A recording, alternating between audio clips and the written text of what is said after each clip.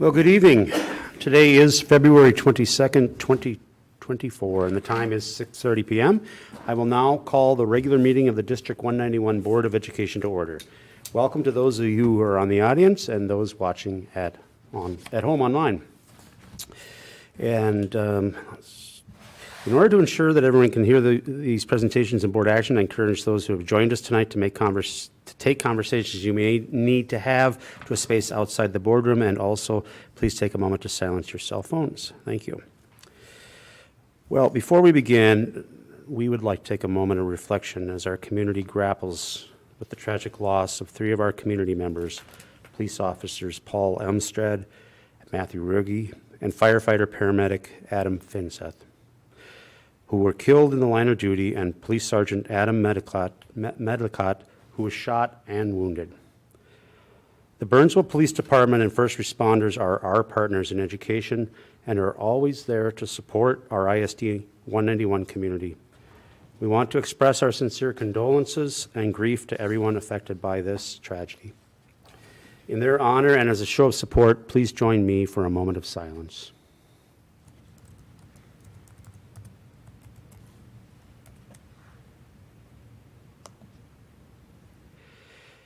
I also want to take a moment on behalf of the board and the district to express care and concern for the children who were at the home at the time. As educators, our thoughts instinctively go to their well-being, and I encourage everyone to keep them in your hearts as well. Thank you. Director Hume, will you please lead us in the Pledge of Allegiance? I pledge allegiance to the flag of the United States of America and to the republic for which it stands, one nation, under God, indivisible, with liberty and justice for all.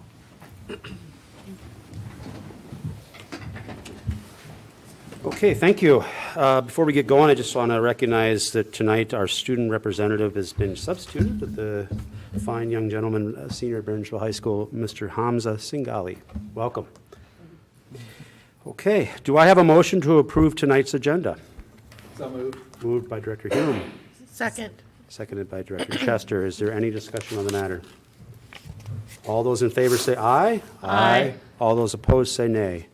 The motion carries unanimously.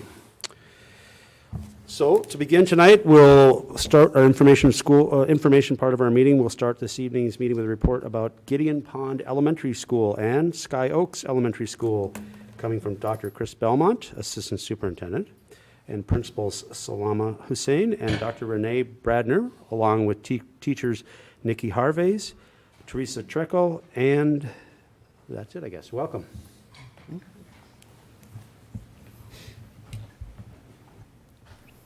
Thank you, Chair Hume, Superintendent Battle, members of the board. Oh, Chair Miller. sorry, Chair Miller. I knew I was going to do it at some point. Yeah. Interestingly enough, I didn't do it in the first couple board meetings, but this one.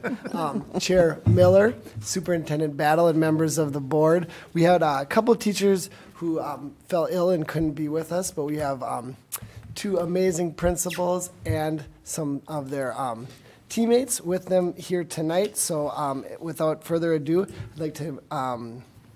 I'd like to introduce Principal Salma Hussein and Dr. Renee Bradner, principals at Gideon Pond and Sky Oaks Elementary Schools, respectively. Thank you so much. Good evening, everybody. My name is Salma Hussein. Last year, I came to you as someone who was brand new to 191, and this year I return as a proud parent of two children. I sincerely believe in the work that we are doing to prepare all of our students to be future ready and community strong. And I'm excited to have Therese Treacle, a longtime teacher educator in our district, to support me in sharing our Gideon Pond story this evening. And I'm Renee Bradner, the principal at Sky Oaks. I'm also happy to be here this evening. Thank you. Hi. Hamza was a kindergarten student of mine. I'm so proud of him. I knew he was going to do wonderful, great things, and so I just want to acknowledge him and say I'm very proud of you. So this year, my second year, it was really important for me to work with my staff in developing a mission statement. So at Gideon Pond Elementary, I noticed right away that everything that every person was doing was out of a place of love. So we worked with our PBIS team along with our building leadership team to co-create this mission statement. At Gideon Pond, we, meaning all of us, all of our staff, believe relationships are the foundation of our school.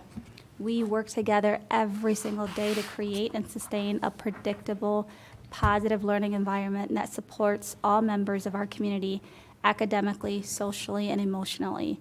We do this every day by affirming all culture, fostering communication with our families and community and partnership, and ensuring safety for all. I want all of you to know that Gideon Pond is a phenomenal school, and so is Sky Oaks.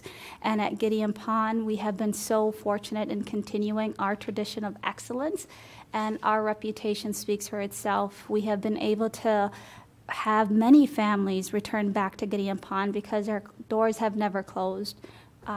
Because of a lot of different reasons, families decided to explore different opportunities, and our staff stayed in contact with families.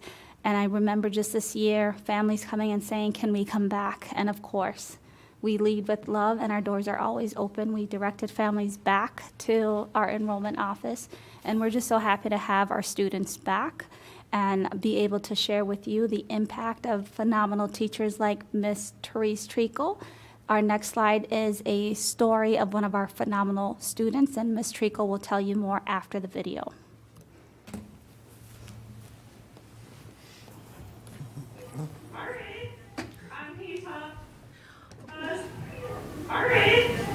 Can you tell us what you're looking forward to in first grade?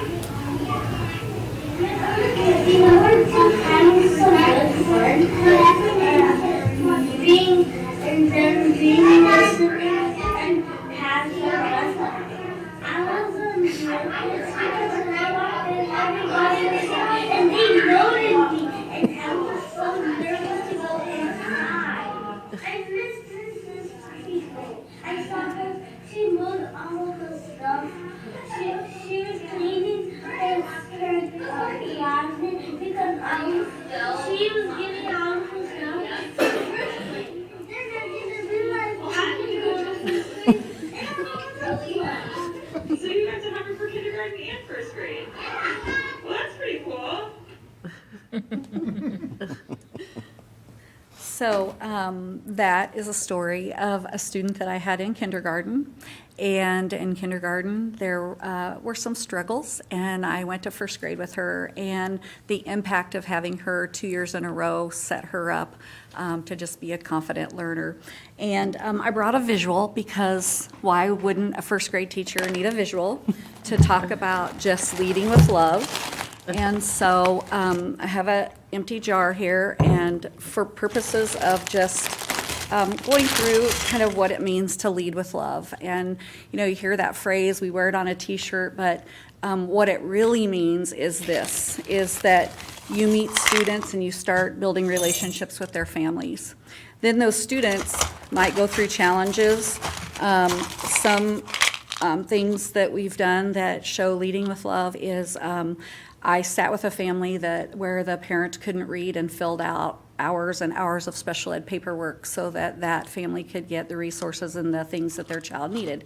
So then we have a student who was in a car wreck in Somalia and needed to be transported back here to get the best medical care. In that car wreck, they lost a parent. We stayed in contact with them. We got them back to Minnesota. We have students that we see every day where families are going through crisis and need things, and Gideon Pond continues to lead with love. And then we find out that maybe a student that we had 5 or 6 years ago might have gone through a tragedy recently, and so then we find out what they need and we help them as well. See, leading with love and building relationships doesn't happen in 1 year. It happens over multiple years. For me, it's been about 22 years in this district where families return and ask for help and still call. It might even mean a Saturday phone call where they need help getting a place to live because they're about to be homeless and have nowhere else to go.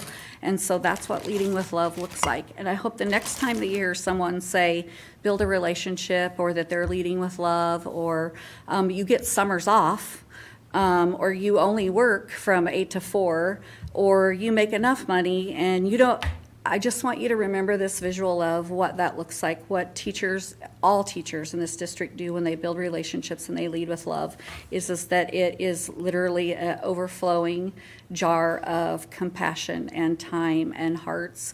And I know this came to me in the middle of the night because as a teacher, I think about things in the middle of the night. What do students need? What do my families need? And so at Gideon Pond, this is multiple stories and multiple things that are happening that I know are happening all over the district.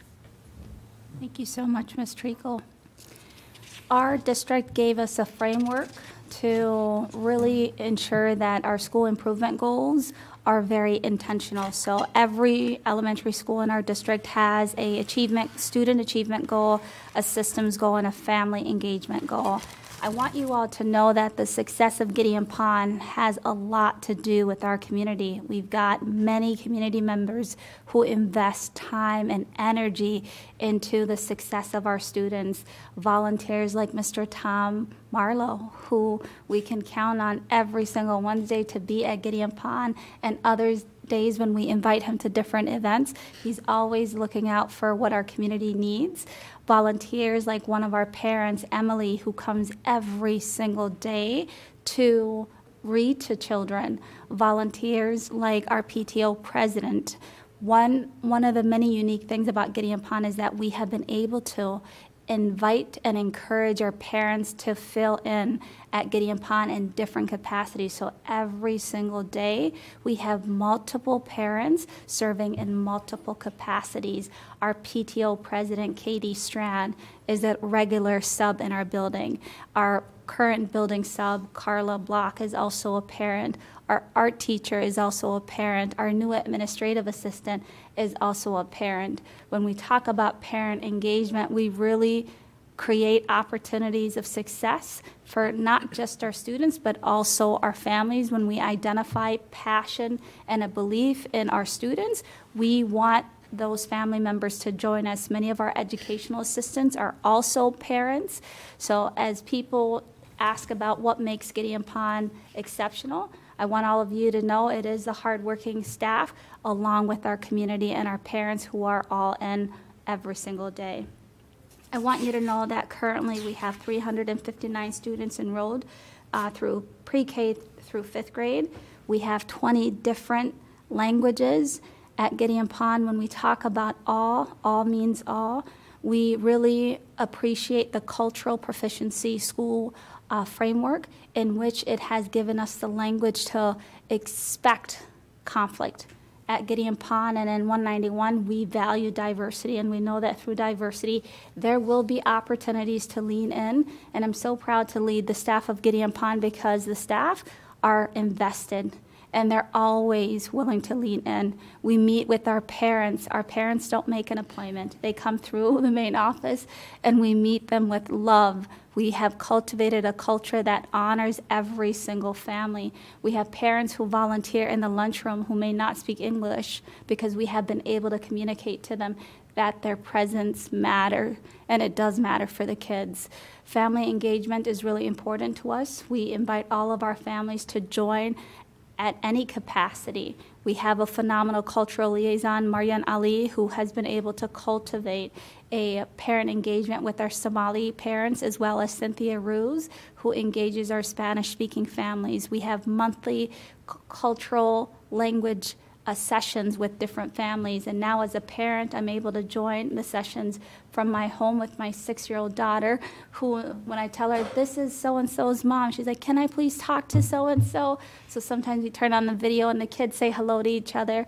Again, Gideon Pond is a phenomenal school. it was really important for us this year and every year to get feedback from families. So in our recent family survey, 97% of our Gideon Pond families reported feeling that their cultural background and values are respected in their interactions with their staff. So our staff understand that being culturally proficient is not a place that you arrive at. It's ongoing every single day. We lean in, we work together, we show parents that they are amazing and that we work together to cultivate that relationship of trust. Some of the quotes that I want to share with you that our parents have said: "We always feel welcome. Thank you." Another parent said, "I appreciate all the growth mindset statements and teaching incorporated into daily activities. PBIS is a big component of our school. Our students learn about different character traits, and then we have school-wide assemblies every single month consistently, and the kids, it's a big deal for them, and it's a big deal for our parents." And that parent engagement, our teachers email the parents, they call the parents, and the kids, when they see mom and dad and uncle and auntie, it makes them happy and it makes them proud of themselves. And as the principal, I model that positive language. Last year when I was new, I was really vulnerable with the kiddos, and I told them that public speaking was hard for me. And I remember talking to some of the students and asking, like, what is your principal working on? And one student who's now in second grade said, "Miss Salma, you're working on not being embarrassed in front of people." So being able to model to kids that even your principal is working on growth and learning allows them to know that the power of yet. That math might be hard, but if they work hard and ask for help, they can get there. The same with every goal that they believe in. We champion their well-being. All of our staff who could not be here this evening, but we're hoping are watching through YouTube, are also part of the success story of our school. So I wanted to just talk for a minute about Hagerty. I know our district spent a lot of money. I feel like I really championed and advocated with Dr. Battle and had some people come and I said, we want to do it now, because I just could see the importance of it. And so I just want to share a story. About 55% of my students met their winter growth goal. At the beginning of the year, it was 60% weren't even close. So we have worked really hard in first grade. And there's a particular student that I want to talk about that had a kindergarten year that there were some other social emotional things happening with the student. And then she's been able to come in and we're working really hard. She now is reading fluently. I get messages all the time from her family saying, "We cannot believe this is happening." She's reading and students are spelling. And so I just know that it is going to pay us dividends in this district using Hagerty and what we're seeing as a result of that. So I'm super excited to see the end result at the end of the year and then just ongoing, but really just wanted to share that success story and just say how I'm glad that I work in a place where if you advocate the right way that we were able to get that. So One of our teachers, Molly Lynch, could not be here tonight with us. But Molly wanted all of you to know just the incredible job that our educational assistants are doing every single day. At Gideon Pond, we work really hard together to make sure that our students get what they need to be successful. And Molly and Emily and Megan and all of our phenomenal education assistants are always flexible, doing what they can to ensure that every student is successful. And we're very grateful to Dr. Teresa Battle and Dr. Belmont and other leaders who come to Gideon Pond to listen to our staff, to partner with us in finding solutions, because we really are all committed to making sure that every student is future ready and community strong. This is our final slide. We want all of you to know that at Gideon Pond, our vision for our school involves nurturing a supportive community, a community that is connected, and where we work together for collective success. We really are always embracing diversity and letting all of our families know that they all matter, that everybody belongs at Gideon Pond. Our students belong at Gideon Pond, the families belong at Gideon Pond, and that requires leaning into conversations and being open to feedback. We're always getting feedback, not just through the survey, but every day. Keeping our doors open allows us to continuously improve. This time next year, we strive to be a place where all of our families and our students and our staff feel a sense of belonging. That's really important to us. We want everybody to know that they matter. I know that I feel belonging at Gideon Pond. I know that my children feel that sense of belonging. And we want to strive to get to 100%. I shared that 97%, so we still have a ways to go, and we're committed to that commitment. We want you to know that the staff, again, I just can't stress enough about the staff. Our staff work really, really hard every day for all of our kids, and being a leader, a woman of color, leading a staff that is working to be the best that they can comes with opportunities for us to work together, and I just feel really accepted by my staff. Lastly, we just, again, that managing the dynamics of differences, we've had opportunities to lean in. Last year, we had opportunities as a district to partner with our diverse communities, and I'm grateful to have teachers like Therese Treacle, who has a reputation of greatness with our families, and our families choose to come back to Gideon Pond because they know that their values are respected.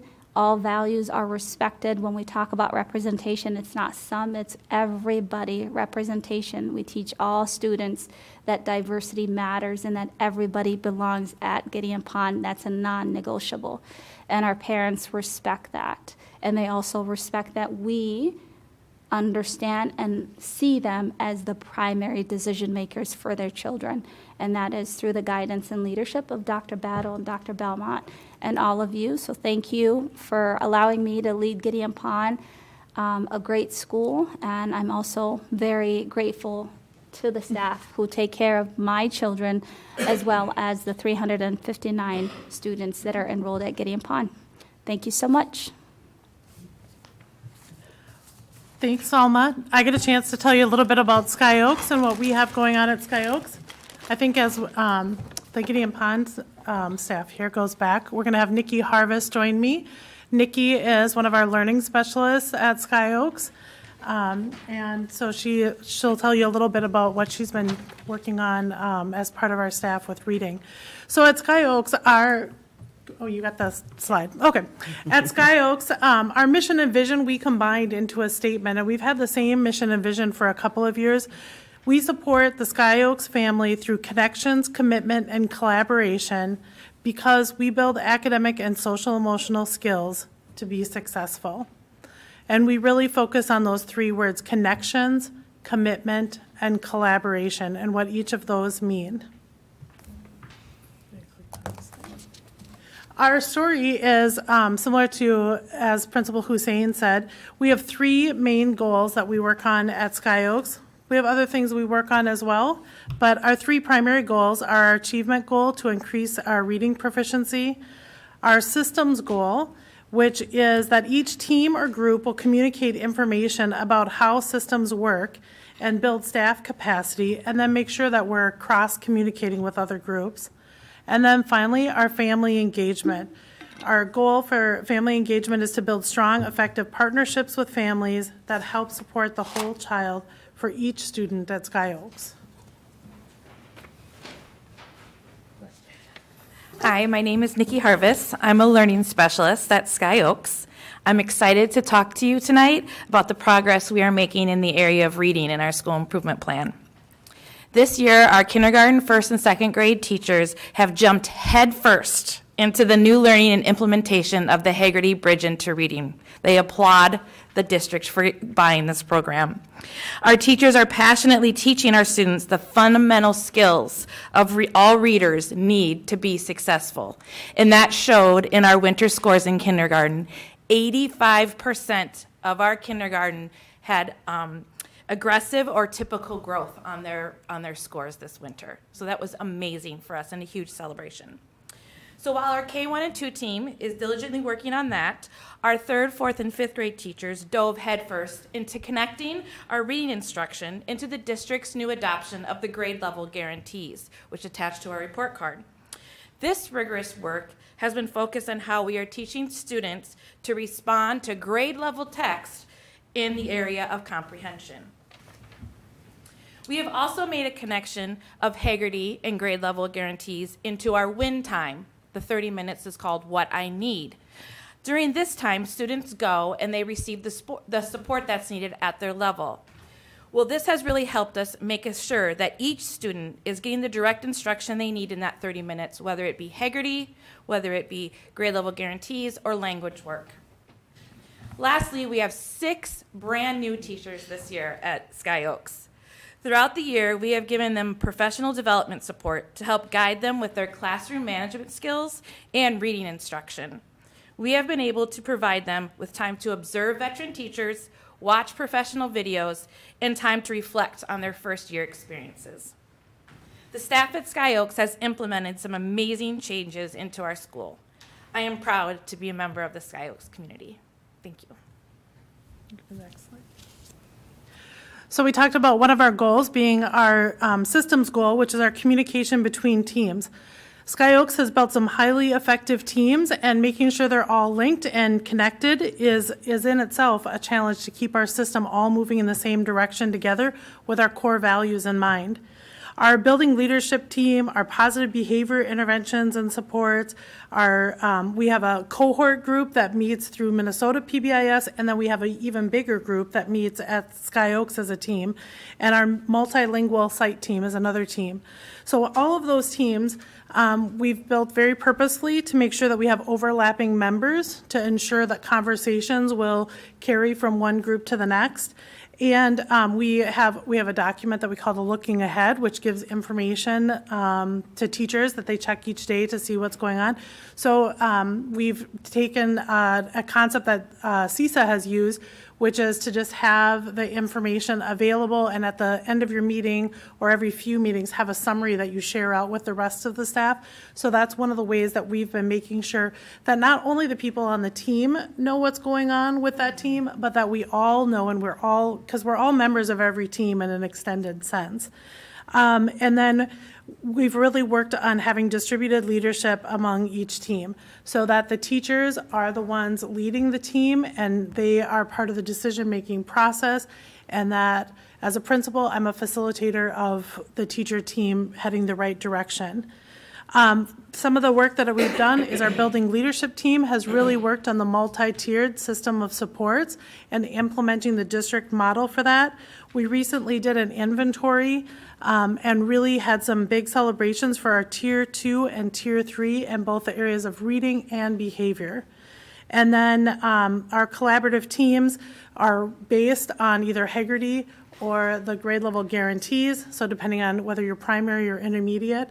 But they're all focused on student reading achievement. We're using data every week and looking at students, how are we going to reteach this, and really focusing on those core questions of a professional learning community.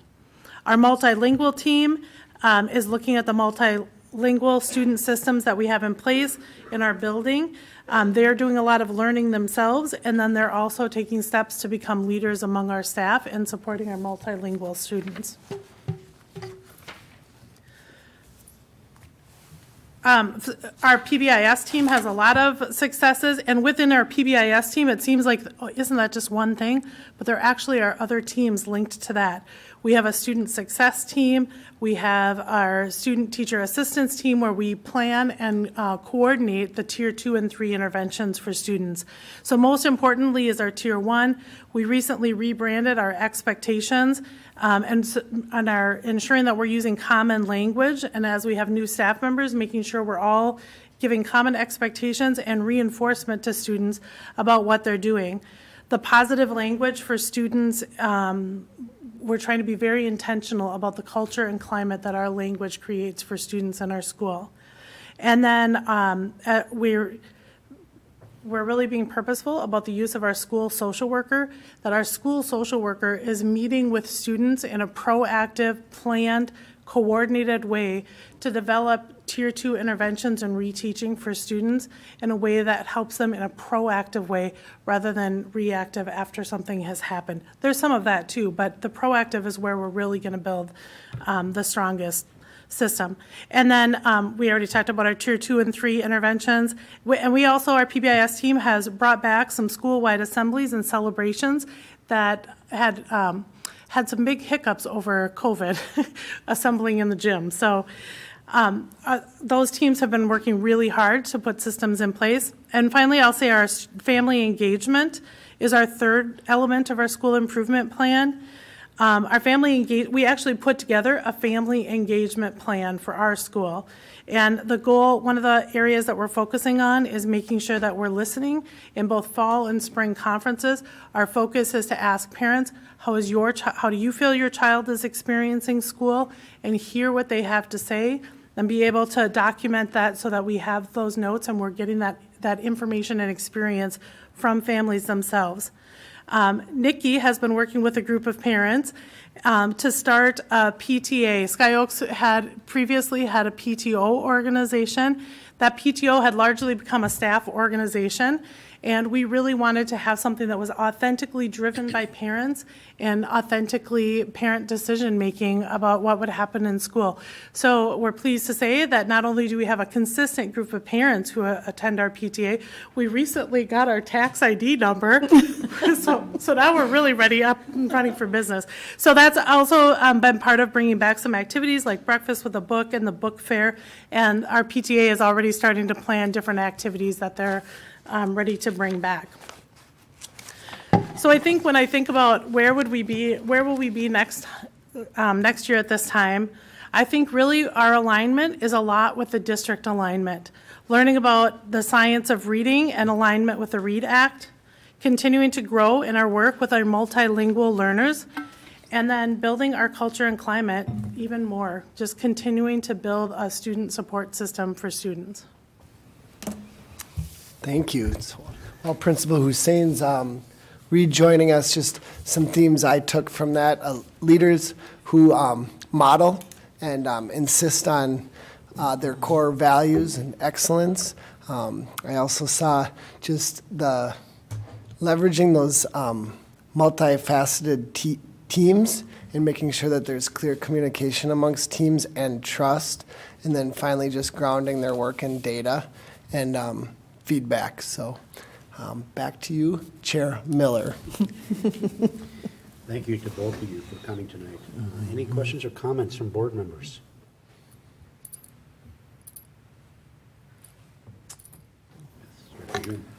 Always a pleasure.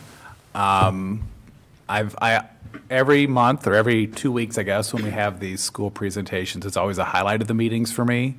I always love hearing a little bit more about what's happening in our buildings, both the positive and we know there's always room for improvement, but it's always good to also hear the great things that are happening. So I really want to thank both of you for that. I do have to, of course, give a special shout out to Therese Treacle, who taught all three of my kids for kindergarten. And then also all the talk about the support that Gideon Pond families receive from the staff. I mean, I'm living proof of that, and I had kids going to that school for 14 years. I'm a big part of the reason that I'm sitting where I am right now at this minute is because of support and encouragement I got from Gideon Pond families and Gideon Pond staff years ago, so when my kids were still there. So it's had a huge impact on me, on my family.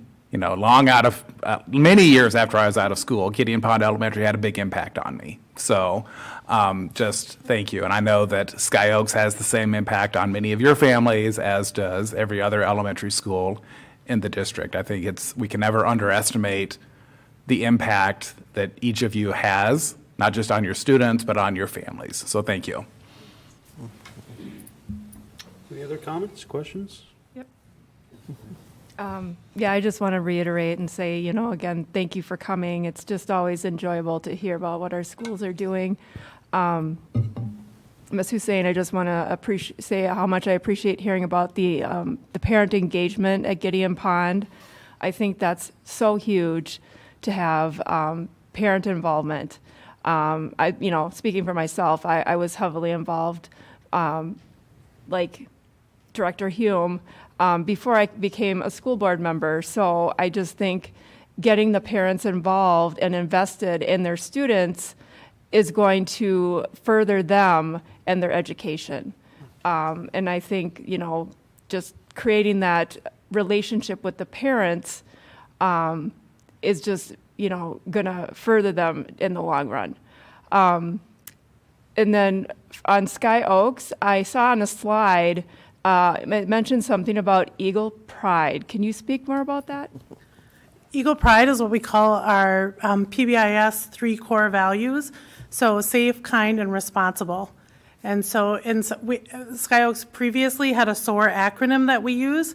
The PBIS team felt that safe, kind, and responsible were the 3 key things that we wanted every classroom to have. And so we changed our SOAR acronym, and now we say Soaring with Eagle Pride. So that way we can still work in the SOAR, but we keep the Eagle Pride. It works well for us. Well, I love it. So thank you. Any other questions, comments? Always appreciate principal presentations about schools. And the conversation, fast forwarding from, what got me started on the school board, similarly to Director Hume, the conversations are so rich. The fact that the board is hearing about our multilingual families and students and embracing and leaning into the wonderful diversity that lives in our community and in our schools, and that families being a integral part of our school communities is what makes our schools stronger. It's a much more rich conversation, and I just having taken a pause from the school presentations, it's just really wonderful to have you guys coming back and remind us of that. So thank you. Any others? Just like go Haggerty. That's been a running theme in our school reports. It's such a treat to hear the impact that's been being made because of that. So well done. Yeah, thank you, Director Chester. I think you're hearing in the school reports that each school has unique attributes and different leaders, but we also have common threads starting to build throughout all of our elementary schools so that our middle schools can more strategically plan and support our students in 6th grade. One thing that you sparked for me, Director Alt, too, is that Sky Oaks and Pond are unique more so than some of our other school pairs because they share a lot of neighborhoods. I don't know how the school boundaries were designed at that time, way back in the 70s or whatever it was. So I just want to applaud both of these 2 leaders for working really in partnership to get those common values and so that families can choose to send their students to either of the schools and have really positive, excellent experiences towards Nicollet Middle. So, any other comments? I'll just say I applaud you both, okay? I love hearing these presentations also. Like Director Hume said, they are really a highlight of our meetings, and we appreciate your time and all your positive effort taking care of our kids. I can't say more than anybody else has already said, but I just want to reiterate that. It's awesome. Thank you. Okay. Well, thank you very much for joining us this evening, the time you put into the presentations, and for all of you that spoke, the passion and pride that comes through in your presentations and your discussions here are evident, and that probably is no bigger compliment we could mark than that. So thank you. All right.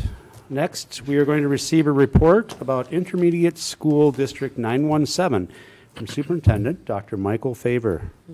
Welcome, Dr. Favor.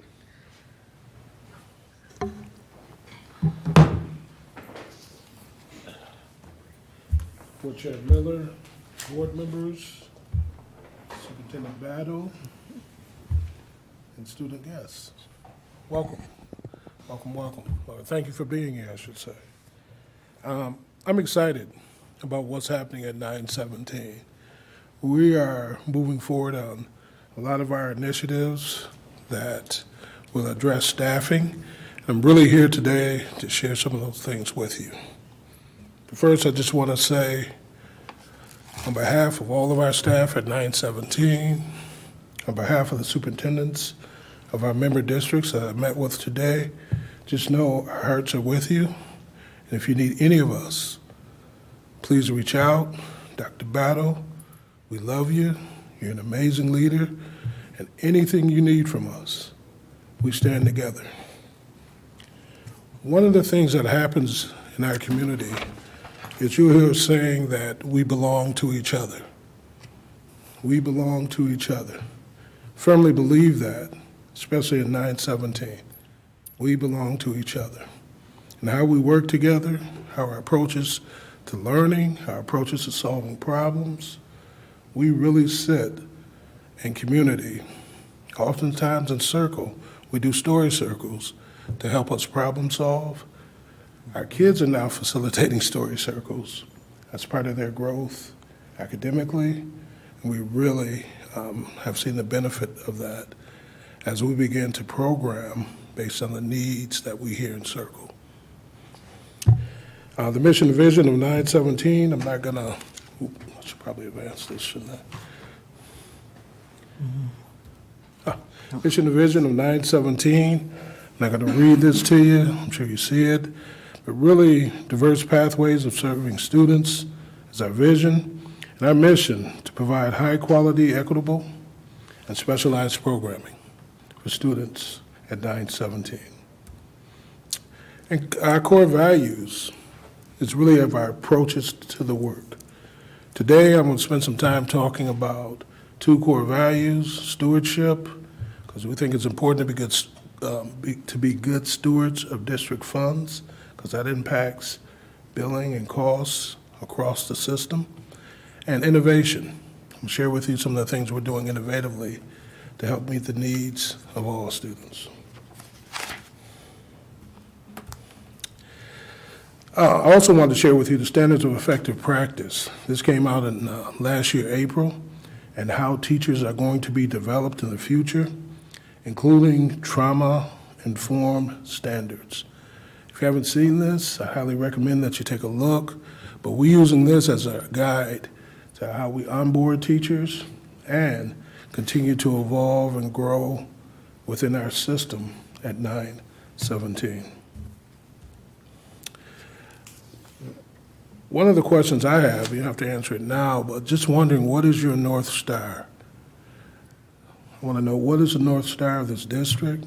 Because we believe ours, not only our children, but how we live and our core values. All of our board meetings are ran through our core values.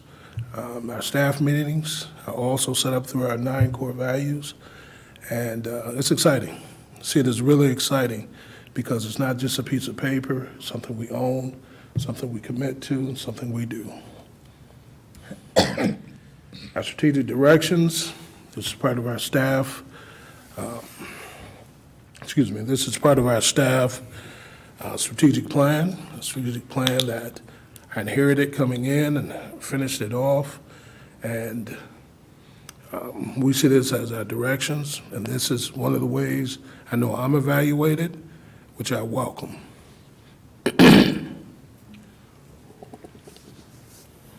Excuse me. I want to share this with you, especially in special ed, all the acronyms. There's a lot of acronyms, so when we talk about CASE, DASH, all the programs, this is kind of a quick guide to help you understand what the programs are. Alternative learning schools, it's called DECALs. We're housed at Dakota County Technical College, and we also have one in West St. Paul. Oh, I'm sorry, the careers in technical education as well. We're part of a Perkins consortium, and right now, I don't think Burnsville is a part of that.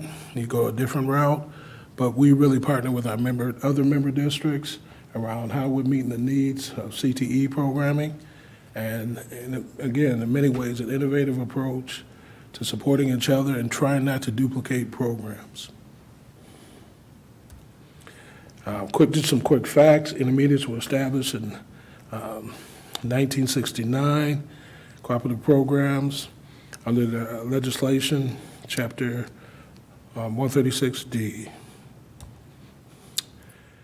Just some quick facts about our districts. We serve 9-member districts, and oftentimes there are other students that come from our non-member districts that we also support, especially at the main office.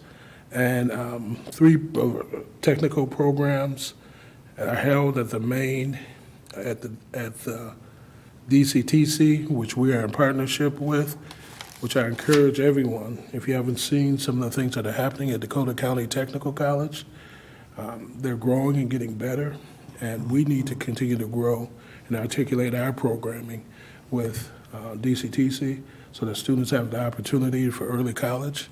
That's something that we want to continue.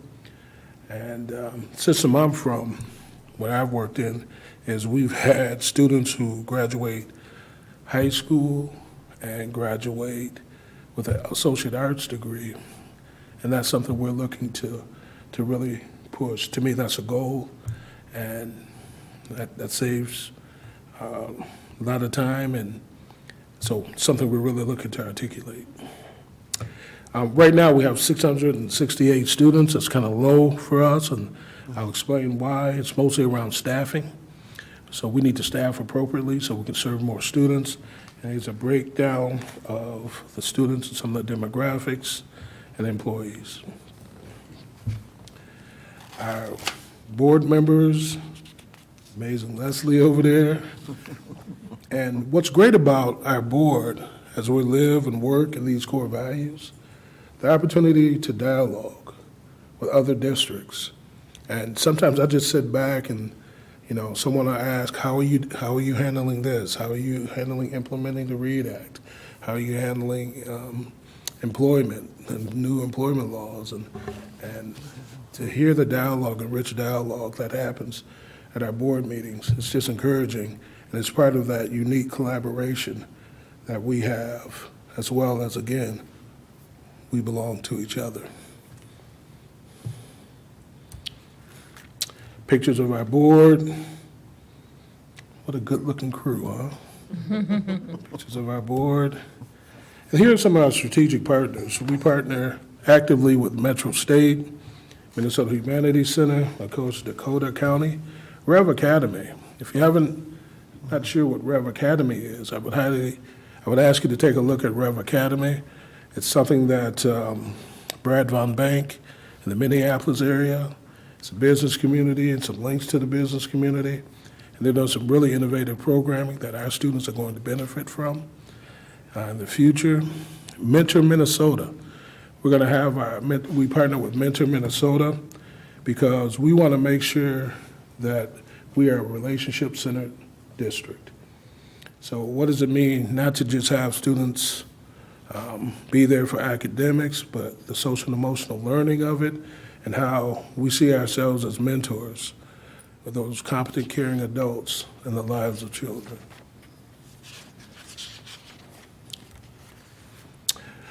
Instead of a staff handbook, we have a culture guide.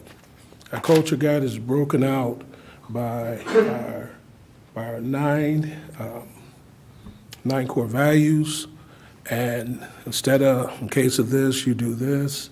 This is a culture that we expect in our district, and our culture guide helps outline that, which, again, I believe is an innovative approach to how we go about the work. All right. The feedback I receive from your superintendent and other superintendents is really about staffing. I'm in my 3rd year now, and I think we have a clear plan to not just recruit, but retain. I'm not sure if you're seeing this, but I'm gonna be honest. I don't believe you can recruit your way out of this. If we don't focus on how we're gonna retain people, we're gonna be in trouble in the profession because people are coming in and leaving. So some of the things we're doing, first of all, we have a teacher apprentice program. It's a part of the Department of Labor, not a part of the education component of it, but the Department of Labor. So it's a true apprentice program. So, for example, if we have a paraprofessional and or some teachers that need to get additional licensing, tier license, they can be a part of this program. But if you're a paraprofessional who has earned at least an associate arts degree, you can come to work every day, learn under a teacher in an apprentice program, and move towards being a full-time teacher in partnership with the other 3 intermediate districts. They have this program also, and we're working through Mankato. Mankato up in the Edina area for the uniqueness of this program. All of our intermediates, we apply for this grant together. We're the first ones in the state to get this grant. So that's great because it allows us to shape the programming kind of as we see it fit for intermediates, and really excited about this opportunity. As we go and grow, you just never know. Don't hold me to this yet, but you just never know. You may have some staff here that want to be a part of this, and we could partner potentially. They could work in your district, in your buildings, and we can support them to become teachers as well.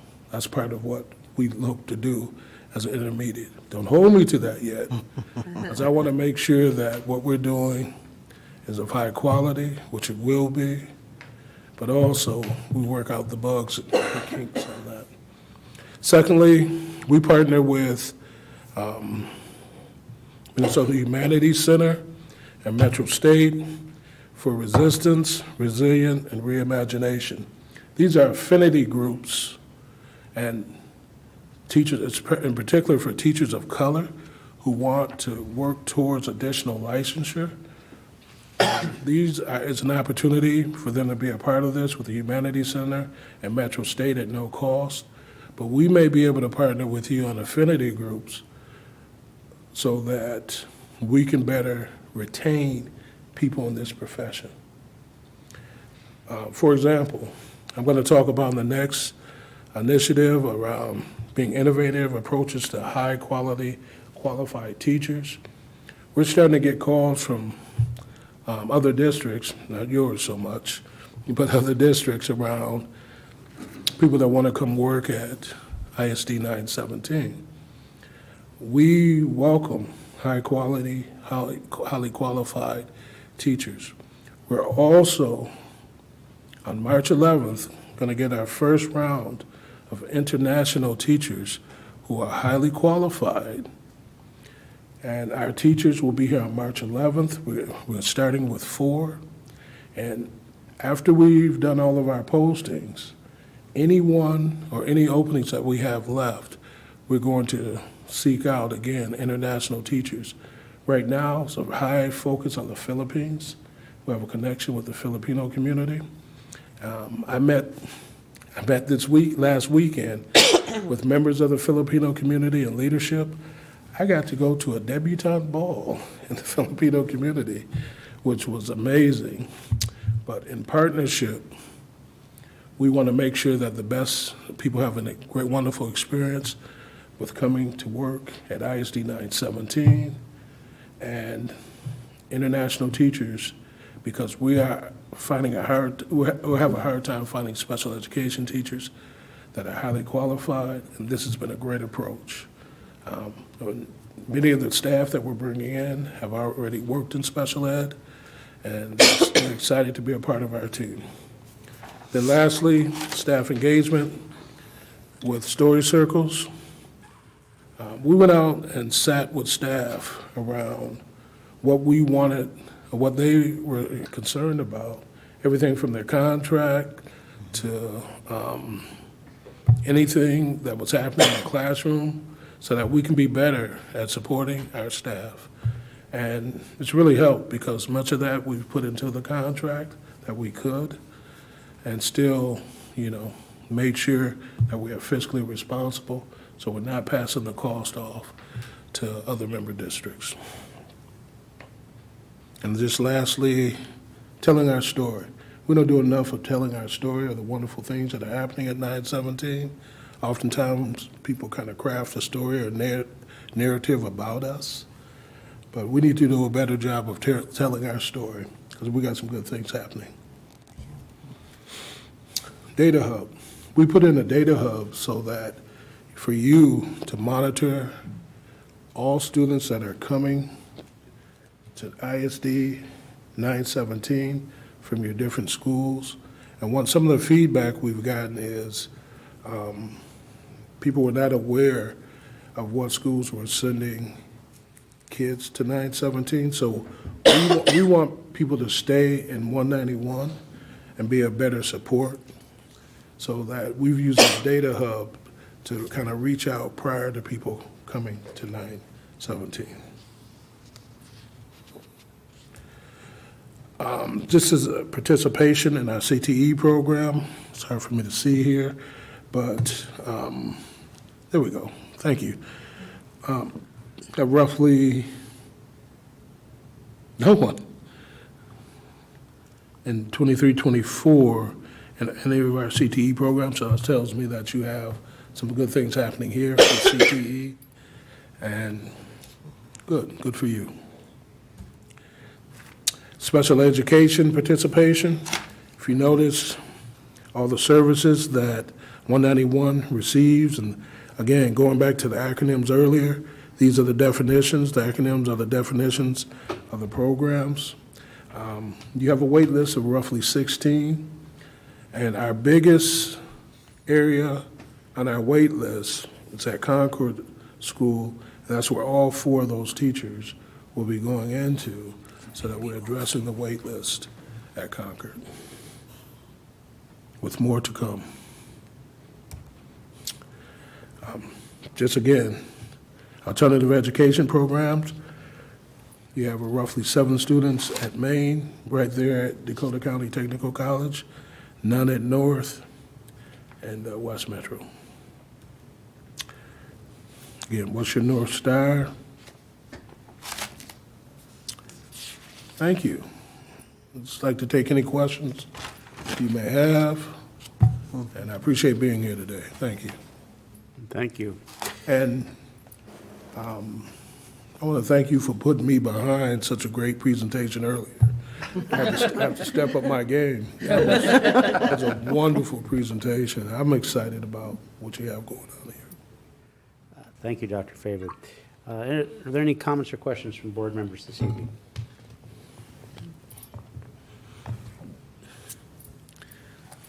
I'll just say that it's a pleasure to serve on 917's board as a representative of our district.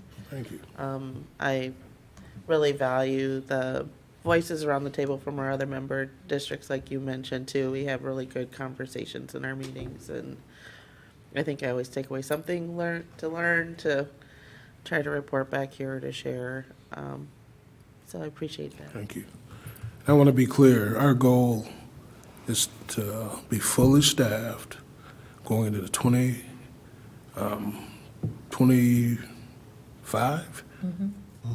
No, 24-25 school year.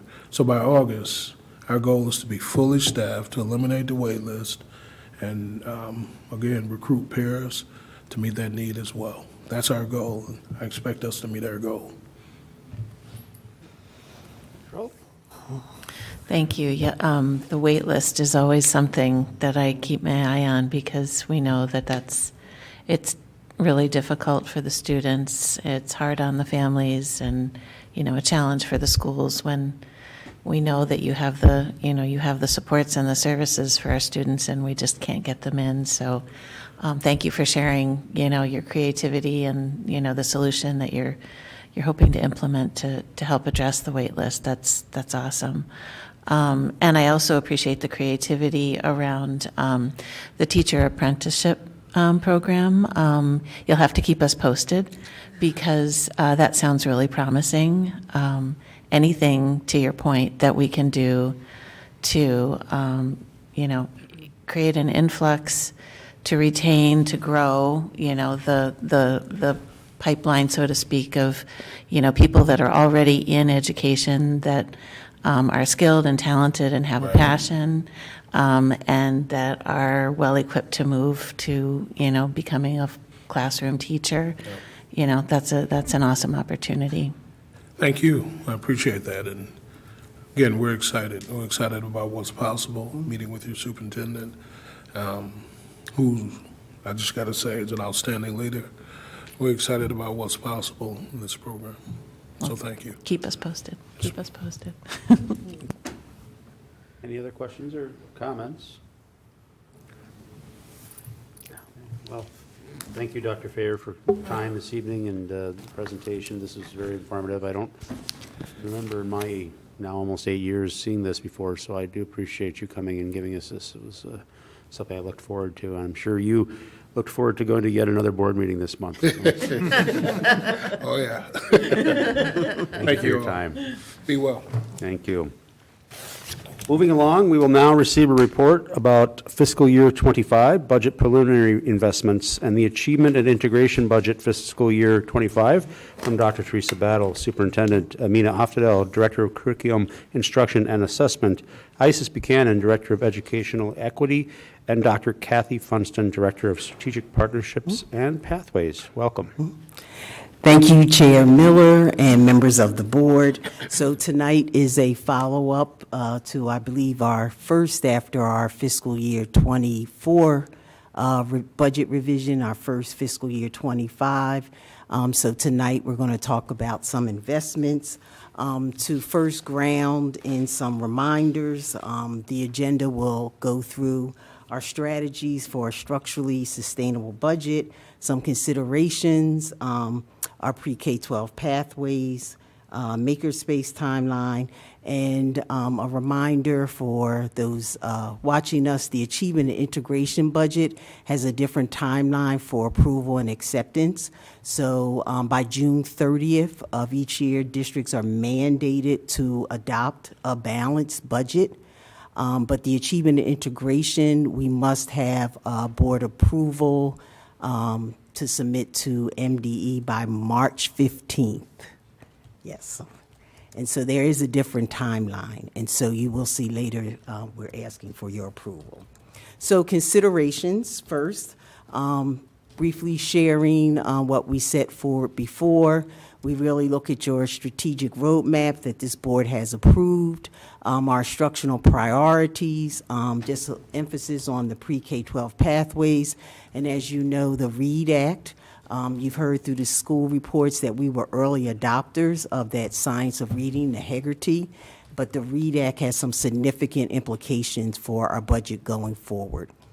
Student support services, I wanted to highlight the Virtual Academy. We have a new partner with Washburn Center for Children. We also have Care Solace, which is new, our social workers, behavior analysts.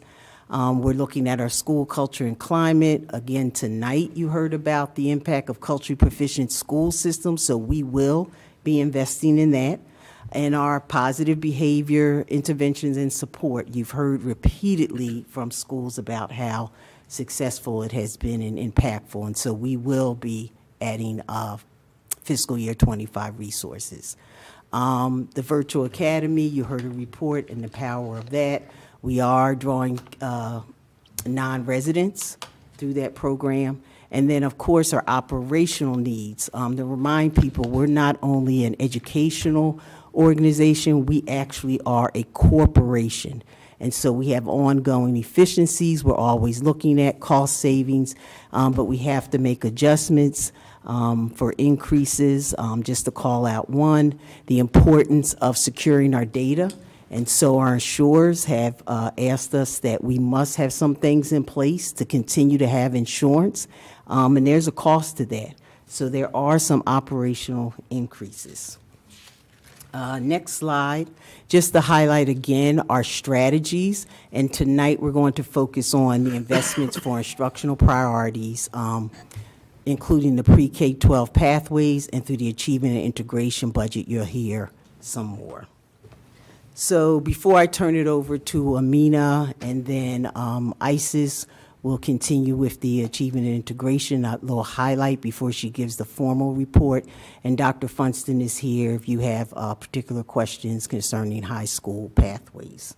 To ground you in the historical concept, the board, when I became superintendent, they shared that there was always a plan to have the high school pathways included in middle school and elementary school.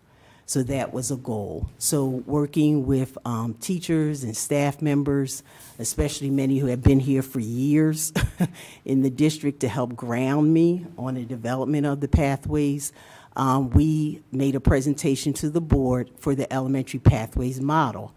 So you do know what happened in March of 2020.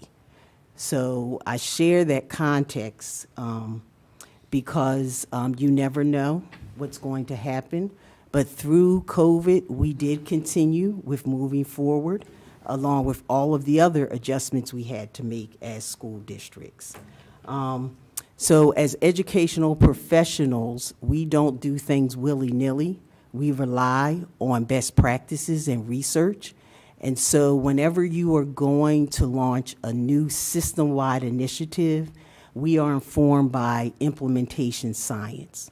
And so there are best practices that you need to create a confident, as well as the capacity, confidence and capacity of those who have to implement whatever change you're making. And there are going to be some technical as well as adaptive changes you'll have to make. But your goal is sustainability. So you always have that push and pull. You have to make adjustments. And so the COVID pandemic was a big adjustment. And so I do want to applaud staff for continuing. And then after we came back to in-person, still understanding that there were implications to what we experienced, and they kept moving forward. So Amina's going to go through really quickly the historical investments and then how we're going to continue for the fiscal year 25, and then ISIS will come up. Thank you, Amina. Thank you, Superintendent Battle. Board Chair Miller, members of the board, I am pleased to be able to take a few minutes to share about the elementary pathways model.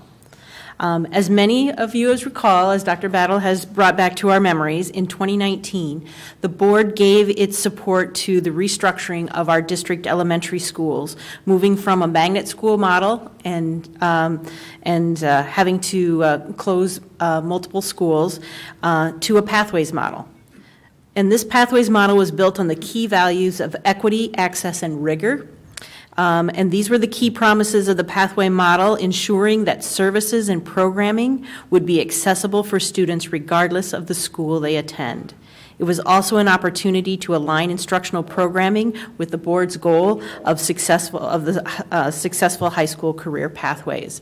And so this is a slide from our 2019 presentation with those key promises, supporting our advanced learners, aligning with our high school pathways, looking to restore lost and reduced services, and utilizing our assets to innovate rather than always having to put together more things. This was the visual that we shared in 2019 about what elementary pathways would mean for our elementary students. The career pathways look very different for elementary, and instead of guiding students to specific careers, instructional programming would give students the opportunity to explore and to build their foundational skills. And so looking at those pathways in a very different way, instead of, global communications, we really focused on performing arts and our literacy curriculum. And so seeing how that shifts slightly differently for elementary. This slide, I apologize for this slide.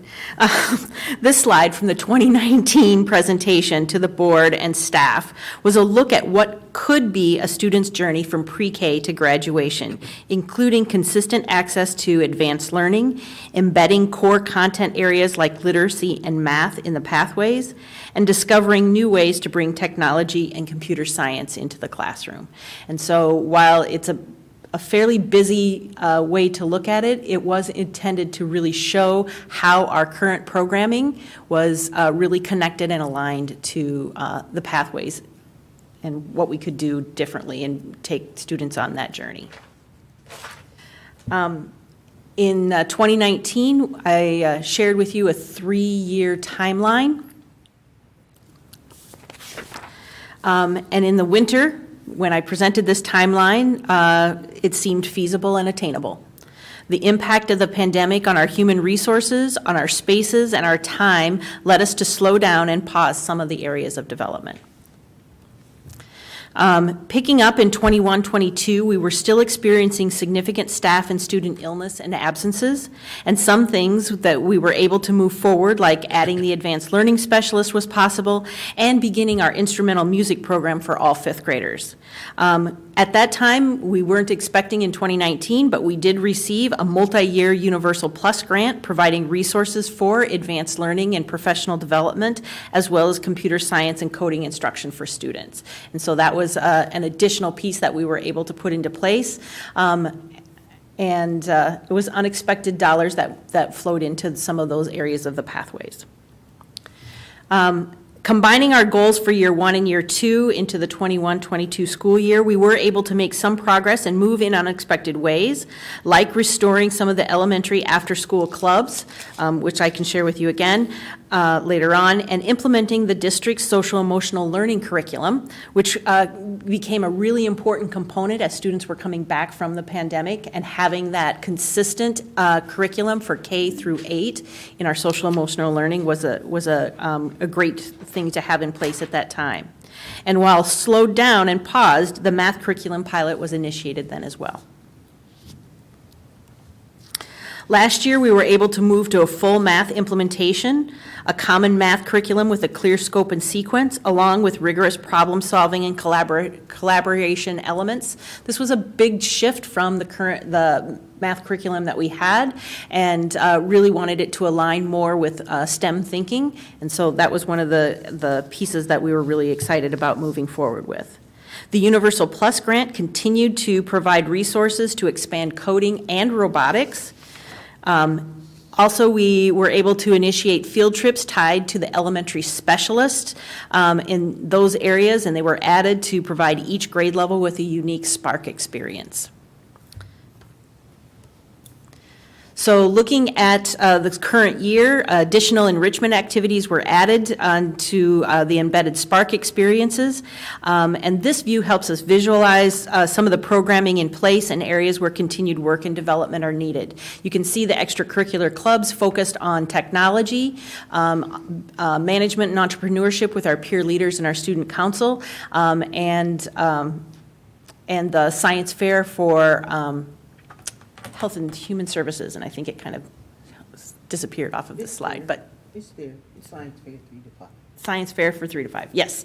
So those were some of the things that we were able to fund. Our elementary principals came to you and asked for those specific clubs, and we were able to find sustainable funding for those to continue for students. So when we take a look, I know there's been some conversation about makerspaces, and looking at this particular timeline, that's one area that has faced ongoing challenges in our development. Just a bit of history, in 2015 through 17, our makerspaces were supported by the tech levy and the staff, and they were staffed by the digital learning specialists. However, the reduction to digital learning specialist staffing in the 2019-20 resulted in sites working to identify those resources to maintain and deliver instruction through those makerspaces. The pandemic and hybrid learning hit another blow to our makerspaces because it required us to use all available spaces that had once been set aside for the unique purpose of makerspaces to create those small learning pods. Health and safety also during that time left makerspaces inaccessible for our students because of the shared materials and the shared space, and that lasted through much of 21-22 when we were still using very strict health protocols. While supplies and materials for makerspaces continue to be funded through the tech levy, and so there are materials that are available and placed in the makerspaces, the access to those and instruction within those is depending on site resources, including space and human resources. Over the past 3 years, there have been some strong investments in the Pathways model. These numbers represent the unique elements and activities brought in new or restored for the Pathways model, not necessarily those things that were part of our core. So you don't see in any of these the cost for the math curriculum. That's part of our core and part of our continued capital investment. What you do see here are the investment for the elementary musical instruments. Those were things that we wanted to expand. And also staffing for our advanced learning specialists are included in here, and our instrumental music teacher. And so when you think about the figures and notice that this is over the 3 years, and thinking about those levels of teachers and those staff that were included within there. It also reflects a lot of grant funding at all 3 levels, and using the skills and the support of Dr. Funston, we were able to secure the Universal Grant over 4 years. It was a significant amount of money, and it even allowed us to do some summer scholarships to the GTI program for students, anything related to computer science. And so we were able to fund over $10,000 of worth of scholarships through that grant funding. So that you can see what the sources of that funding are, give you another point of view. We did use district general funds for some of the funding for staffing. Grant funding was a huge component of a lot of this investment. And then there were the restricted funds. These are funds like the tech levy, like title funding, in which they can only be spent in certain areas and for certain purposes. We also squeezed in a little bit of our ESSER funds in that first year to help support some one-time purchases. We continue to support Pathways, both K through 12, through our capital fund budgets as well. Do you want me to talk about this one too? Yep. Okay. So when we're thinking about our preliminary support for Pathways, we're really looking at sustainability funds. This reflects just that high level of how the Pathways model's activities are being sustained, with a few things that are identified underneath each of those different funds. We will be using district funds to sustain our Project Lead the Way courses and our elementary Spark experiences, as well as our advanced learning specialist. Restricted funds also play a huge component within that, being able to use our CTE and our Perkins and our tech levy to support some of those things that are happening at the middle school and the high school, as well as the extracurricular clubs and the Math Masters. We are looking at the ending of quite a few grants, especially the Elementary Universal Plus grant, and some of the grants at the middle school, but there are some that will continue, the Grow Your Own, supporting our associates program at the high school, and the rain and pollinator gardens at the middle school and the green teams, as well as the workplace skills. I think there's one more year left on that particular grant with our partnership with the Greater Twin Cities. Capital funds, we're really dedicating specific capital funds to support our CTE program at the high school, knowing that that contains a lot of new textbooks as they move into some new courses over the next 3 years, and instructional software, as well as consumable supplies for some of the hands-on laboratory activities. This doesn't reflect any proposed new funding for Pathways. Instead, this is our sustainability plan. Move ahead to achieving the integration. Chair. Yes, go ahead. Okay. You proceed. Isis Cannon, our Director of Educational Equity. Hello. So, hello, Chair Miller, Superintendent Dr. Battle, and members of the board. So today we are just going, I'm going to give you an overview of our Achievement and Integration program. And so on this slide, you'll see an overview of what this programming supports and the goals that we have connected with that. So our Achievement and Integration Plan We started a new 3-year plan during fiscal year '23, which will take us through fiscal year '26. And so there are 4 goals within that plan. And so our first goal focuses on increasing the 4-year graduation rate. And you can see it has guidance about our goal for overall students, but also looking at some of our student groups where we really want to make sure we're paying attention to. So our Latino students and our Indigenous students. Our second goal is increasing the percentage of students who are coming to school with those pre-reading literacy benchmarks. And then again, you can see the details about the percentages and how we want to move those forward. Goal 3 focuses on decreasing the demographic disproportionality for BIPOC students in those rigorous high school courses. And then goal 4 focuses on increasing the percentage of students accessing teachers who are demonstrating culturally responsive instruction aligned with the CPSS lesson study tools that we've been working with. And so to get to the part that's about the budget things that kind of we're following that timeline on. For fiscal year ¡25, our proposed A&I revenue budget is listed there. And then a short overview of the things that funding includes is listed there as well. There are different categories to the achievement and integration funding, but I just want you all to know that most of our funding is spent in the direct student support services area, and almost all the money is paying for different staff who help support the work in our district with AVID, the AVID Summer Rising 9 retreat. That's something that we do in partnership with the Lakeville Public School District as part of our partnership with another district with this funds, our social workers, cultural liaisons, as well as part of myself. Just one note, when Director Buchanan reviewed the budget with me, she said, well, we have money, but we have increased costs, so can't really give the same that I thought we would be able to because of those increased costs that I mentioned. So just wanted to share that. When you see the 3-year plan, we have to make adjustments each year. So the goals, it is a 3-year plan, so, and you've seen that plan all along the way. But it is very difficult when you have increased costs that then eat away at some of the strategies you hope to employ. And so you see the staff members there, of course. You've built in some percentages, and you're still in negotiation, so the amounts could change also. So just wanted to note that.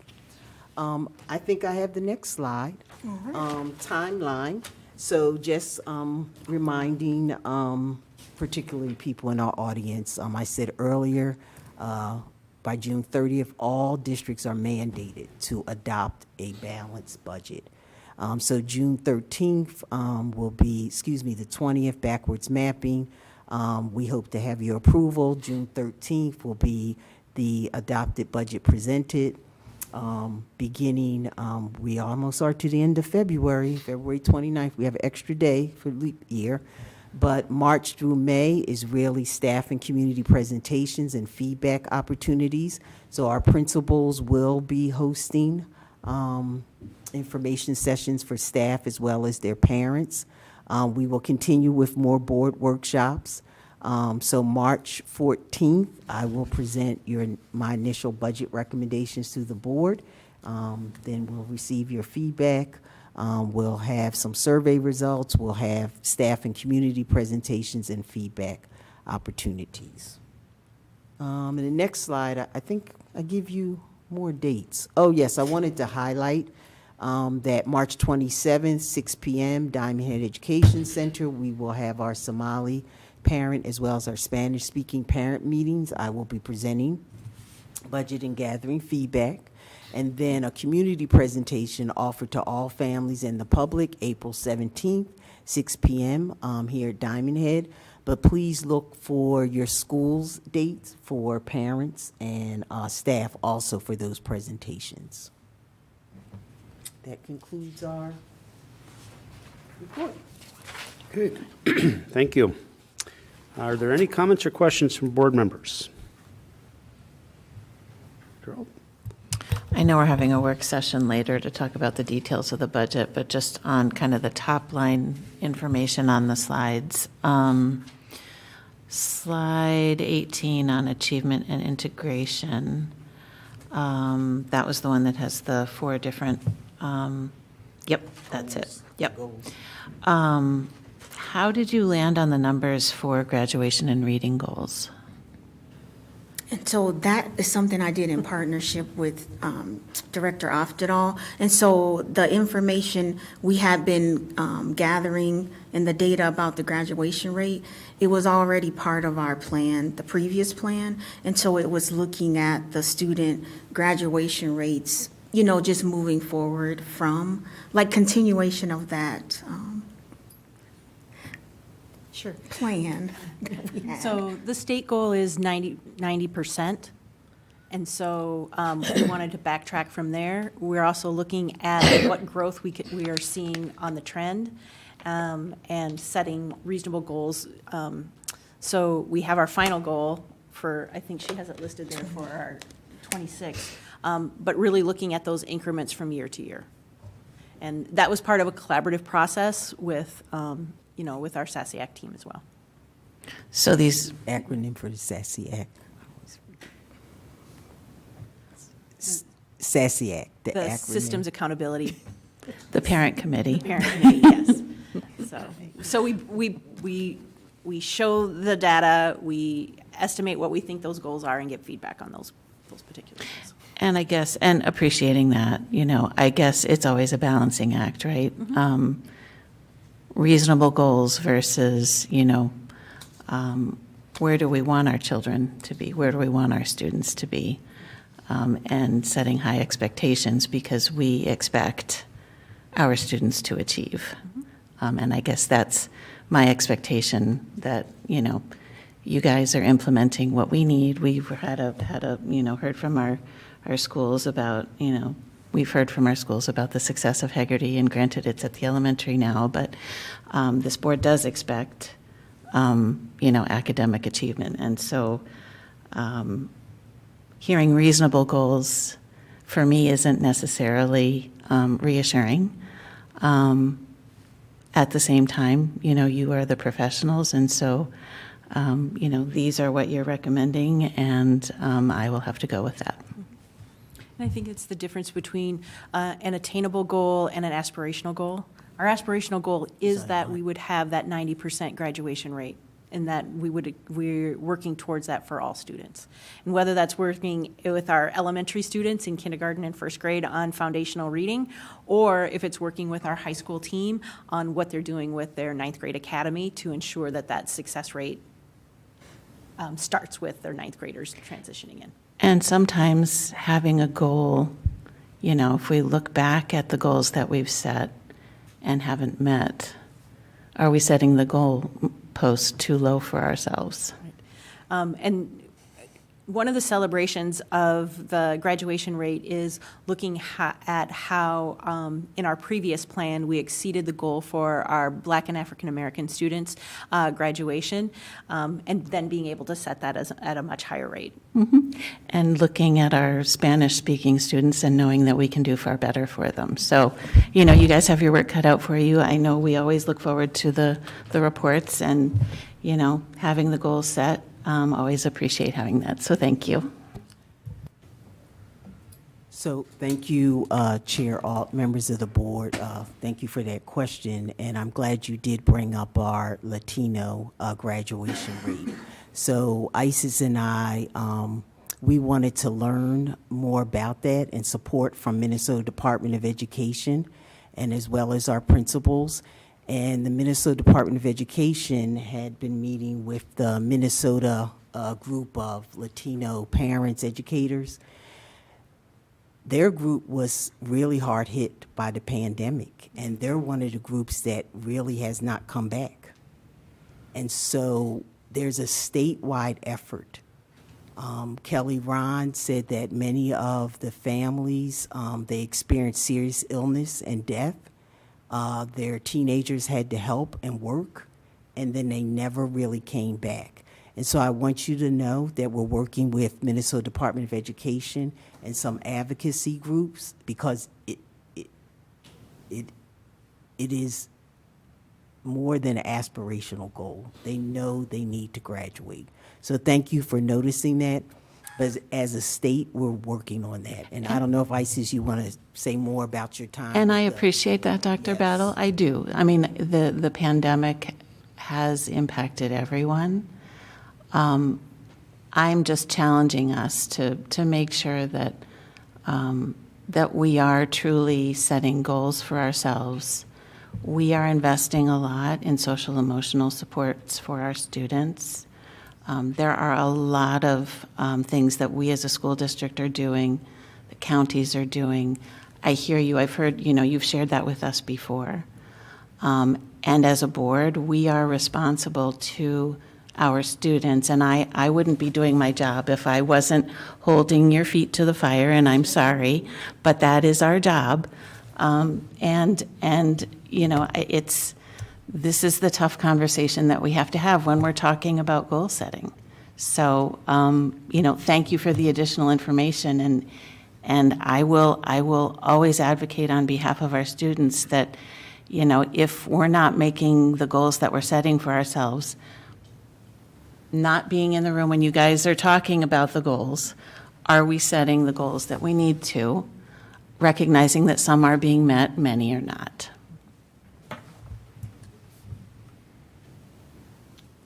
Okay, any other comments or questions from board members tonight?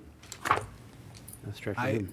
This, I think, is more of a comment than a question, but with the elementary pathways, I think one of the reasons why I was glad to see this on the agenda this evening is I've had conversations with people in the community who don't always understand or see what is happening with pathways in the elementary schools.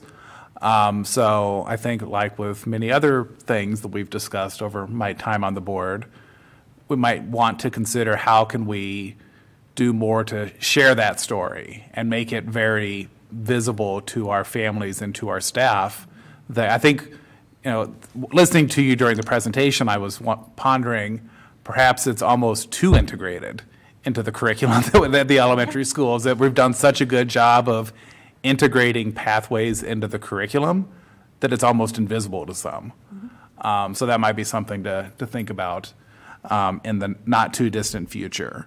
And then also, I think this is maybe more of a long-term conversation, but making sure that the impacts that we want and expect from our pathways, that we're having them. So how are we measuring the impacts, which I think is a little bit related to what Director Alt was talking about as well, that yes, we want to expose our students to these experiences and these opportunities, but with the end goal of eventually having them be ready to be future ready and community strong, as it says right over there.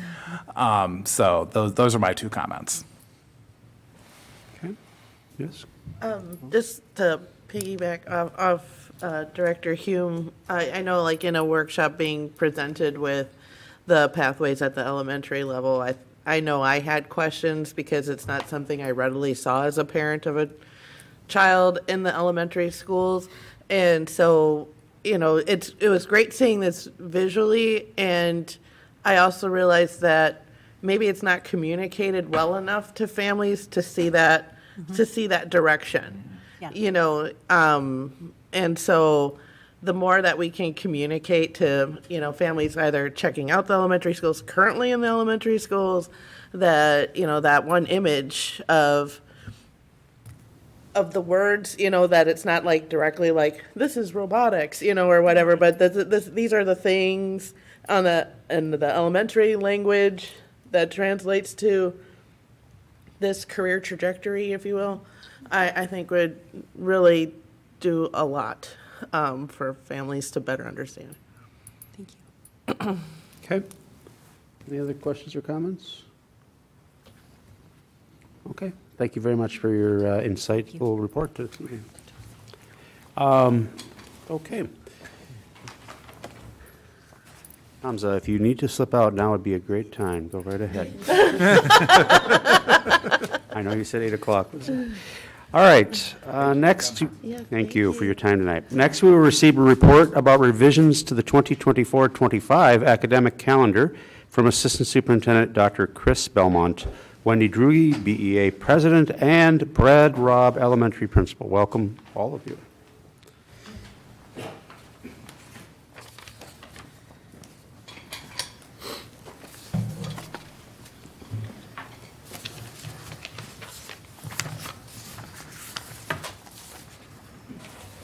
All right, good evening again. I'm here with Ms. Drugi and Principal Robb to share a recommendation to approve some changes to the 2024-2025 school calendar. So next year's school calendar that was previously approved last March, I believe. We recommend to the board we recommend to add grade 1 assessment days for September 3rd and 4th, with the first all-class day being September 5th. Some of our reasoning is that our use of time design team recommended this change based on additional screening implementation that is anticipated from the 2023 READ Act legislation going into effect next fall. The screening requirements disproportionately impact grades kindergarten and first grade teaching staff.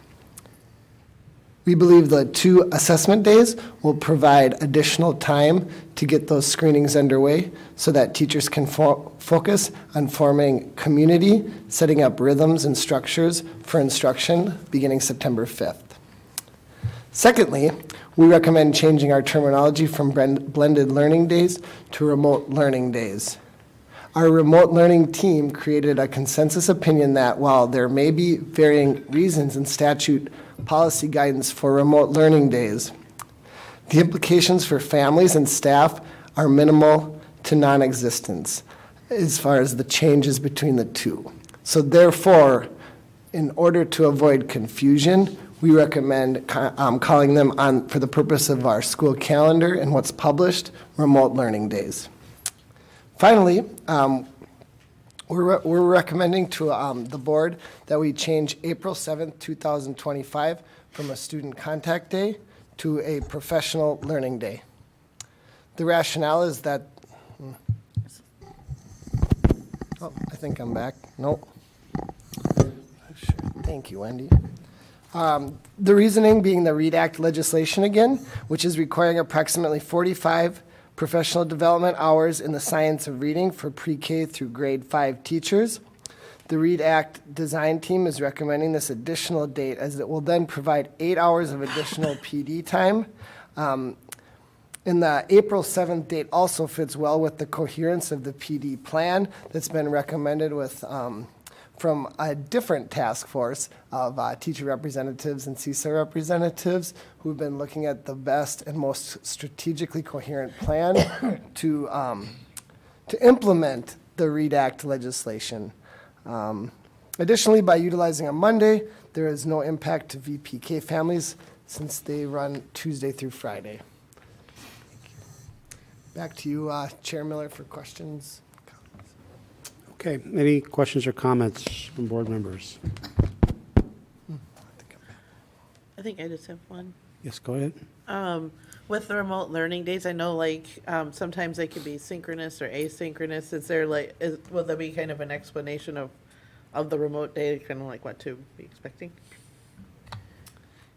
Yeah, thank you, Director Chester. And we're going to get a good look at that on March 5th, which is going to be our first remote learning day coming up.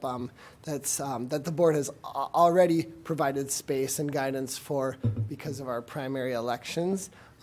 You see a mix of synchronous and asynchronous learning on that day. It is our intent as a remote learning team that us three are all on to see how March 5th goes and then come back together and make adjustments accordingly. So hard to say exactly what the 24-25 version will be because we're in a state of constant continuous improvement. Additional questions or comments? Yes, Director Hume. let me think. So first, I noticed, and this is a good thing, the additional day in April, the Professional Development Day, is the Monday after spring break. I am at, isn't it? Yes, correct. Yeah. Which is probably good, because I imagine that's a day that has higher than normal absences anyway. So, I would think that's a good thing. And then the other thing, the actual question I wanted to ask, unrelated to that, it was just an observation. How are we with student contact days adding another professional development? I assume we're fine, or you wouldn't be bringing this forward.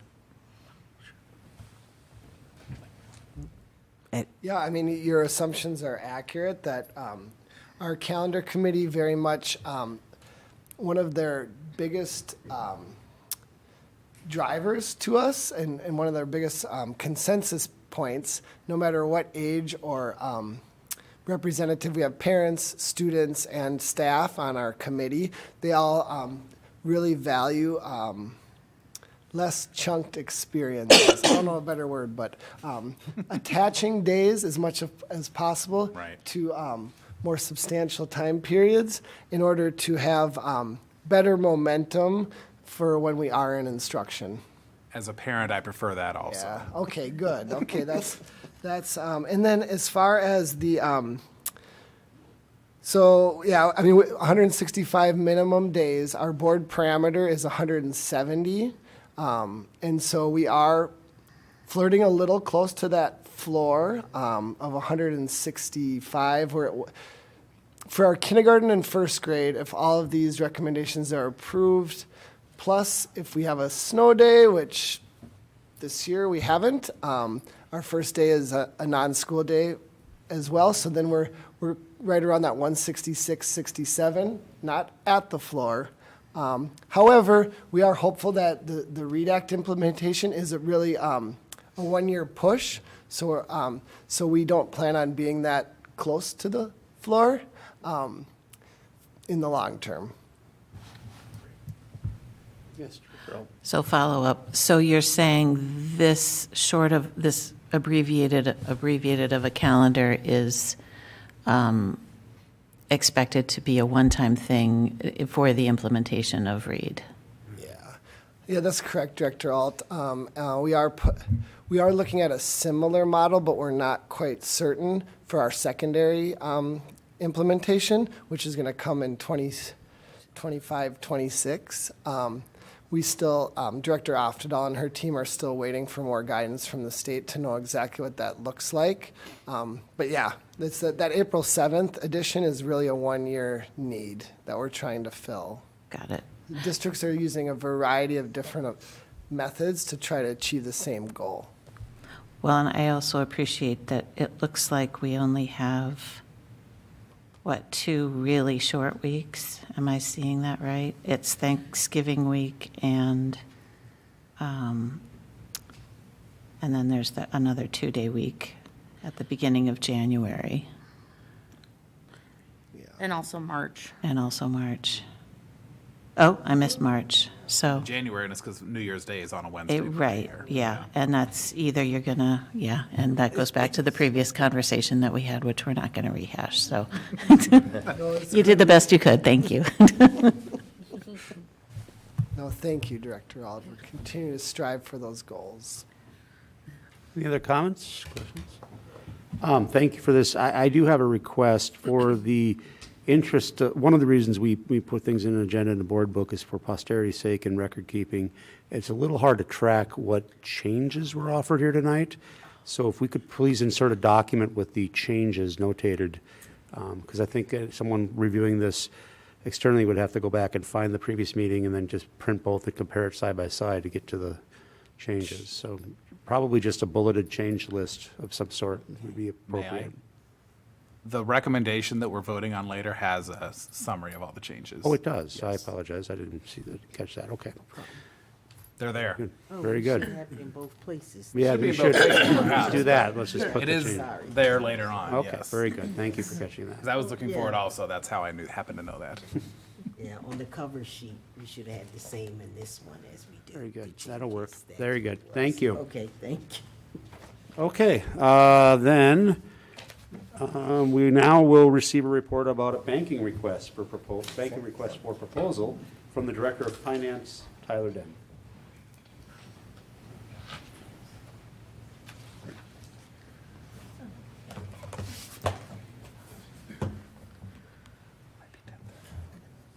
Good evening, Chair Miller, Dr. Battle, members of the board. I have some quick information regarding a banking services request for proposal the finance team just completed. Recurring quality issues with our current bank led to the district issuing a request for proposal in December. We sent the request to 23 banks and posted it to the website. We received 8 proposals and interviewed 5 of those in the early part of February. Merchants Bank was selected to provide banking services going forward. They provide no fees, competitive interest rates, and continued compliance with state statutes and other current depositories. Reference checks from a school district and a nearby city confirmed excellent quality and customer service. Later this evening, there's a recommendation to add Merchants Bank to the list of official depositories so we can begin training and implementation for a potential start date of April 1st. That concludes my report on the banking RFP. Thank you. Thank you. Any questions? Director Danny? But just to be clear, we will be approving this later tonight in the consent agenda, so now is the time to bring up any questions about the process, if you have any such. No? Okay. Well, I'll just say I appreciate the process made and doing the due diligence that we need to be fiscally responsible. Thank you. Thank you for your time. All right, now it's time to receive updates on board committees, appointments, and school assignments. We'll start with the legislative committee. Yep. The Legislative Committee met on Tuesday, February 20th at 6 p.m. And our topic was MSBA Day on at the Capitol, which will be Monday, March 18th at 9 a.m. And that was our only topic. That concludes my report. Excellent. Policy review.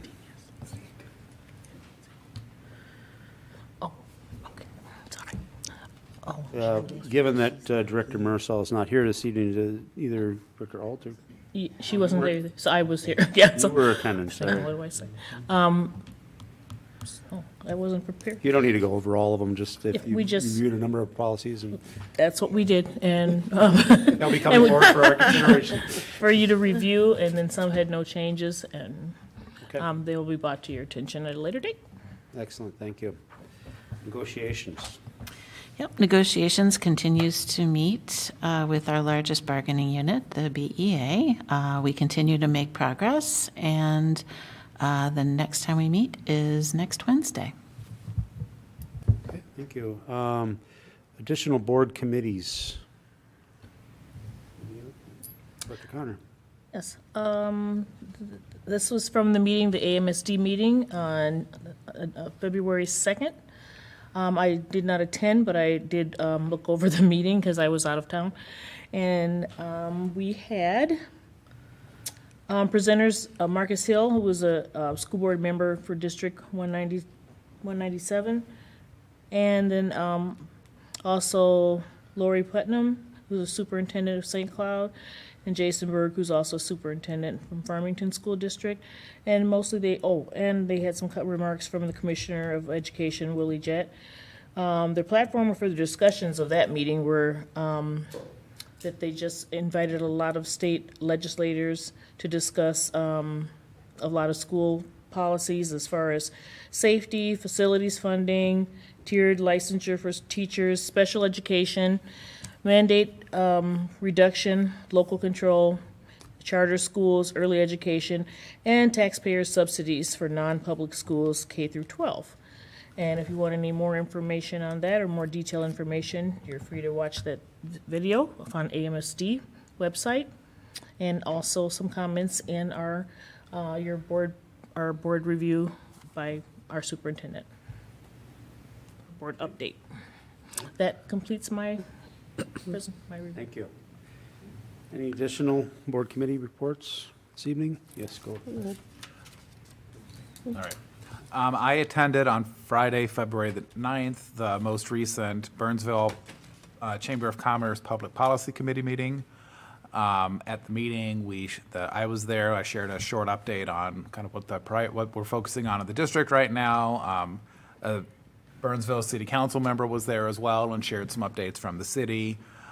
We talked about some upcoming legislation that may be impacting the MVTA, the Transit Authority, and some letters of support they had asked from the chamber. And then most of the conversation was around the upcoming event and meeting schedule for this year as they work on planning out the assorted chamber-sponsored events that will be happening throughout the year. So that is my update. We have the next meeting is actually tomorrow morning, so I'll be attending that as well and probably have another update at the next meeting. Okay, very good. That concludes my report. I'll just say that Dr. Favor did a great job of updating us on 9/17, and the next meeting is Tuesday, March 5th. Anything else? Okay, well, that will take us through the informational component of our meeting, our agenda tonight. So now we'll move to the business portion of our meeting. We're going to start by approving the consent agenda. Although board action is required, it is generally unnecessary to hold a discussion on these items. In the event a board member wishes to discuss an item, that item will be moved for separate consideration. Do any board members wish to remove any items from the consent agenda? Okay, is there then a motion to approve tonight's consent agenda? So moved. So moved, Director Chester. Second. Seconded by Director Werb. All those in favor say aye. Aye. All those opposed say nay. Motion carries unanimously. So now we will move to new business. The first item under new business, we are being asked to approve revisions to the 2024-25 academic calendar. The recommendation is being presented by Dr. Chris Belmont, Assistant Superintendent, Wendy Drugi, BEA President, and Brad Robb, Elementary Principal. Welcome back. Thanks, Chair Miller. Requesting that the board consider approving the changes that were previously presented in the report this evening to the academic calendar for 2024-25 based on the following new information that has been received, adding grade 1 assessment days for September 3rd and 4th, with first all-class day being September 5th, changing terminology from blended learning days to remote learning days, and changing April 7th, 2025 from a student contact day to a professional learning day. Okay. Is there a motion to approve the recommendations made to the proposed revisions of the 2024-25 academic calendar? So moved. Moved by Director Connor, Second. seconded by Director Alt. Is there any discussion on the matter? All right. Seeing none, all those in favor say aye. Aye. All those opposed say nay. And the motion carries unanimously. Thank you. Thank you. Next, we are being asked to approve the Metro State Income Contract presented by Dr. Kathy Funston, Director of Strategic Partnerships and Pathways. Welcome back. Good evening, Chair Miller, directors of the board, Dr. Battle. Tonight I'm bringing to you the contract with Metropolitan State University for 2 concurrent education programs, college courses that support our students in the education pathway. And these courses are Introduction to Urban Education and Reflective Teaching and Multicultural Education. These courses carry 3 credits each that our students can use towards transferring to any college of their choice, as well as serving as 2 of the courses that are elective courses for our students in the AA degree program. Is there a motion to approve the Metro State Income Contract? So moved. Moved by Director Werb, Second. seconded by Director Hume. Is there any discussion? Yes, Director Alt. Just a question. In terms of certification that a teacher might need, do you, and if you don't have the answer, don't get back to me. Do we already have teachers that are certified to teach the elective classes, or is that something that would have to happen after the fact? Are you talking about for this particular contract? Yep. Yes, so we were able to use another grant that we have, a concurrent education program, Intro to Teaching, to cross-train 3 additional teachers. So we've got a core of teachers at Burnsville High School who can teach these college classes for us. And so these are also actually some of the same classes that our adult Grow Your Own scholars are taking at Metropolitan University as the starting point in their own programs of study to become teachers and hopefully teachers in our district. Well, I appreciate the effort to continue to expand our CIS offerings where we can, so thank you, Kathy. Any other questions or comments? Okay. Is there a motion to approve the, sorry, we do have a motion on the table, don't we? So all those in favor say aye.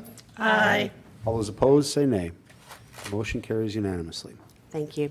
Thank you. Next, we're being asked to approve the Achievement and Integration Budget fiscal year 25 presented by Isis Buchanan, Director of Educational Equity. Welcome back. Hello, Chair Miller, Superintendent Dr. Battle, and members of the board. So my recommendation is that the Board of Education approve the proposed fiscal year 25 Achievement and Integration Revenue Budget. And I think it's the $1,929,470. Is there a motion to approve the Achievement and Integration Budget for fiscal year 25? So moved. Moved by Director Alt, Second. seconded by Director Chester. Is there any discussion on the matter? Yes, Director Alt. Just a general question, and it kind of came out in the Pathways conversation. Every year I see in the Achievement and Integration budget, AVID, right? And we've talked about AVID at elementary, and I understand that at elementary, you know, implementing AVID is an expensive undertaking, right? I guess if you can help me just connect the dots, you know, we have funding for AVID, and we have a pretty solid base at secondary, right? We have Train the Trainers for AVID. Some of the AVID teachers I know are able to go to training, sometimes locally, sometimes outside of state. We have demonstration schools here in the district. So I'm just wondering what's holding us back from implementing those AVID structures at elementary, given that we want to have everything aligned K-12, especially with this Achievement and Integration budget, because I'm guessing that's where it would come from. And I don't know if... We can talk about the barrier is the financing for it. As I said earlier, when we looked at the budget, the costs increase. And so I don't know if Director Oftedal has that exact amount when teams looked at it, vetting the AVID, because as you know, it's a great program. Yeah. Yeah. So we would pay a membership fee by site, which is what we do with our secondary sites. And so the fee is about between $7,000 and $10,000 per site per year, as well as the significant investment into training. So we would have to train AVID teams at each and every site. We would also then probably need to invest in additional district director time. Yeah, and we can't implement if we can't implement across all of our elementaries. It's just too expensive. We would need a plan. Is the competing demands with the READ Act. Yeah. Oh, yeah. The No, training. I'm not even So that was the suggesting other this year ones, for sure. Yeah. Was the barrier. There's just so much you can do. Yeah. Okay. Well, and with the Achievement and Integration funding too, 80% of it has to be spent on the direct student support services. And so I'm not sure if that curriculum model, you know, like would be included in part of that as well. you know, it may mean that we could do part of it, but we may not be able to afford to pay all of it out of this funding. Right. And currently, the AVID budget, because of the increasing staffing costs that have over the past few years, the AVID membership for our secondary schools is now being paid out of district funds. The AVID budget no longer supports that. Got it. Okay. Thank you. It is great, though, as a teacher. I worked at an elementary that was AVID-wide. And so there are things we could do to mimic some of those strategies, like implementing the use of planners or certain note-taking methods and things like that. So there are other opportunities where we could form, like this is how we could build that bridge with students from the elementary to middle school, and then middle school to high school as well. Awesome. Thank you. Any additional discussion? Okay. Then we'll vote on the matter in front of us. All those in favor say aye. Aye. All those opposed say nay. The motion carries unanimously. All right. The next item on our agenda is to approve an updated purchase agreement for the Diamond Head Education Center outlot being presented by Stacy Sovine, Executive Director of Administrative Services.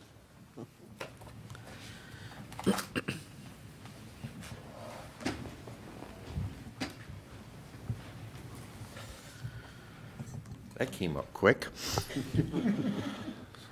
Good evening, Director Miller, Dr. Battle, members of the board.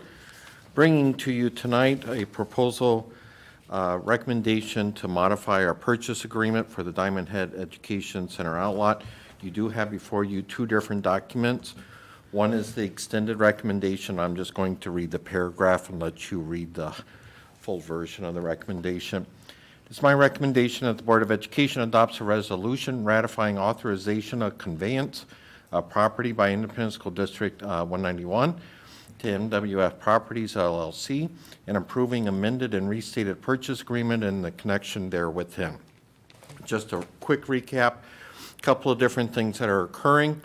We are moving the purchase date to the end of December of 2024. At the time that we originally had the purchase agreement before you, they didn't have the LLC identified for the specific property. That has now been identified and it's in the update. And there was a third item. I forgot what that third item was.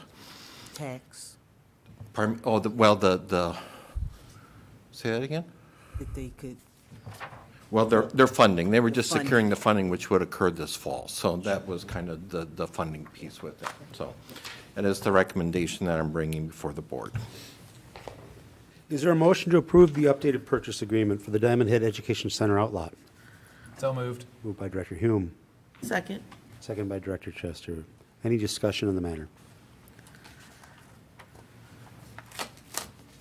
Seeing none, all those in favor say aye. Aye. All those opposed say nay. The motion carries unanimously.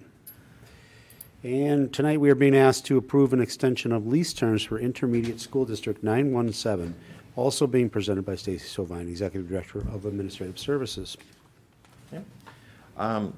As you heard earlier this evening, we have appreciated ongoing relationship with Intermediate 917, specifically at our Cedar School, now for over a decade. And what I'm bringing to you tonight is a 2-year extension of a lease of half of Cedar for the Sun program. The property, or the half of Cedar is used by our Burnsville Alternative High School. The other half is with the Sun program. The Sun program leases 21,629 square feet of the property, and we are bringing to you recommendations for updating that lease extension. Just a couple of basic things. We have both the base rent, which is the piece that we levy for as far as the expenses, and then you have what's called CAM, or cost of the common area maintenance. So that's where your utilities, the custodian that works both sides of the buildings for cleaning, those costs are included. We are trying to hold those costs flat for 917's benefit, because that then goes against their general budget, and then we're actually having a little bit of a higher increase on the levy side, which will benefit the district in the upcoming years. Okay. Is there a motion to approve the extension of lease terms for ISD 917? So moved. Moved by Director Alt, Second. seconded by Director Werb. Is there any discussion? Seeing none, all those in favor say aye. Aye. All those opposed say nay. Motion carries unanimously. That ends the business portion of our meeting tonight. Next on our agenda is to move to a work session. We will be taking time to review and work on the vote of non-concurrence, our superintendent and board communications plan, and the fiscal year 25 budget preliminary investments. The time is currently 8:33. I move that we take a brief recess and return to this agenda item at 8:45. Is there a second? Second. Seconded by Director Hume. All those in favor say aye. Aye. All opposed say nay. Motion carries unanimously. Please return to the dais at 8:45 to begin the work session.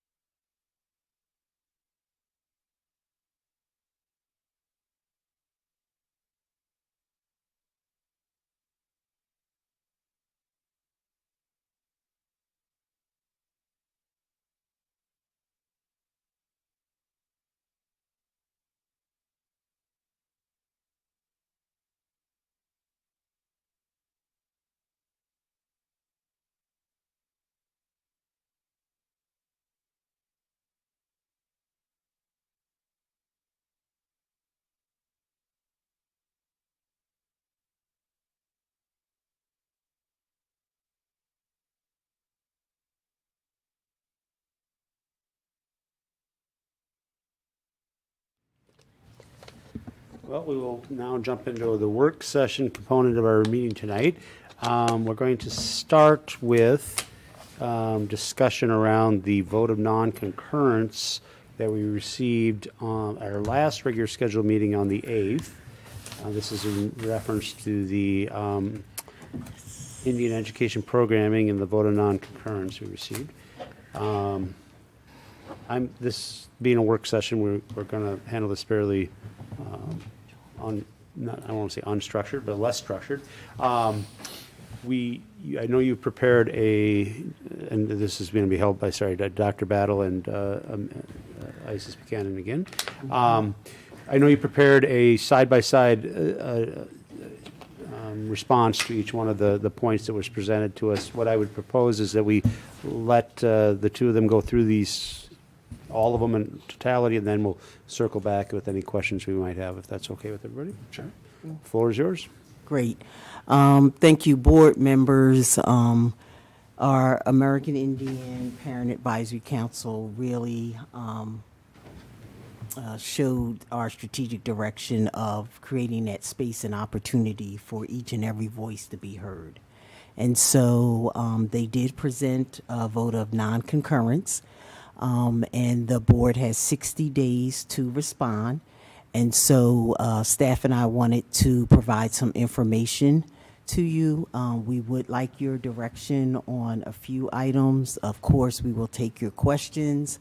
I will tell you that Isis Buchanan and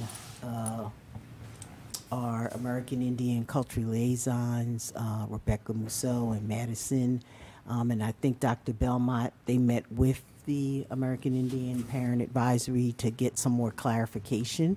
So we may have some answers to some of your questions, but if we don't, we will go back and ask them. So I'm not going to read each one. I'm going to categorize, and Isis will help me fill in any gaps. So the APAC recommendations on the left side of the T-chart. And so the cultural proficiency training for all staff in the district was a request. We focused on lesson look-fors and instructional practices to support students in this year's culturally proficient school training. So really that teachers had the strategies and that they could have the methods to make sure that our students are seen, heard, and valued, and how to make sure they have that engagement from all students. February 19th, the Indigenous liaisons were leading Indigenous education for all. I will tell you, with the tragic events in Burnsville, we did cancel some professional development, but we did move forward with all. With some, for example, we had CPSs for our food and nutrition services staff that ISIS. The more American Indian representation in the schools and districts. So initially, the land acknowledgements were all placed in the schools. We did learn that few circumstances, for example, at Burnsville High School, they received a new television, and so they took down the sign and put the land acknowledgement in the TV in the rolling, similar to the new TV there. So they will be putting it back up in their entryway. And then we had another school, a student knocked it down and they didn't put it back up. But we are ordering new posters. They asked for updated. In fact, we did have one board member that helped, really hoped that the artwork would be more prominent. Mm-hmm. And so we will replace those with the new ones when they come. We are seeking clarification about the tribal maps in every classroom. So our classrooms, the walls are usually used for curriculum resources such as, so I love to read month. So of course there are books and everything that the kids are reading, artwork, and so logistics of that, and then a cost and exactly more what they're wanting and what was the interest in that. Where I need your direction is the next one, reviewing the names of schools in the district. The board does have a policy 899, naming school buildings or facility, and the board can convene a committee, including 5 to 7 residents, to get suggestions from the community, staff, and students. And so that is one question for you to ponder. Do you want to have that committee convened? And of course, staff and I will help with that. The next one, Indian representation in school newsletters regarding significant events. And our communications department will work with them to make sure we have the flyers and then share it out to our social media pages, but also as well as our school newsletters and other district communications. One of your key responsibilities is policy development. So you will see the district-wide smudging policy. We do have a current policy for 19 tobacco-free environment. So we can review that and modify. We are looking at other districts. And then I did learn with the legislative session, there is a bill that would address, and as you know, Minnesota School Board Association, after there's legislative action, if that passes, they'll send us a model policy. So we'll look for that also. Once we have the information, we will review it and then submit to the Policy Review Committee to add the smudging. More support for liaisons and for more programming. The committee was concerned that we didn't have an accurate count of our students. So we've been working with our MARS coordinator, and that's our student system through the state. Isis, can you tell a little bit about, there was a change in the questionnaire for parents, and so to help parents understand, there's a couple of steps they have to do. So really briefly, after several meetings, we think we figured out. Yeah.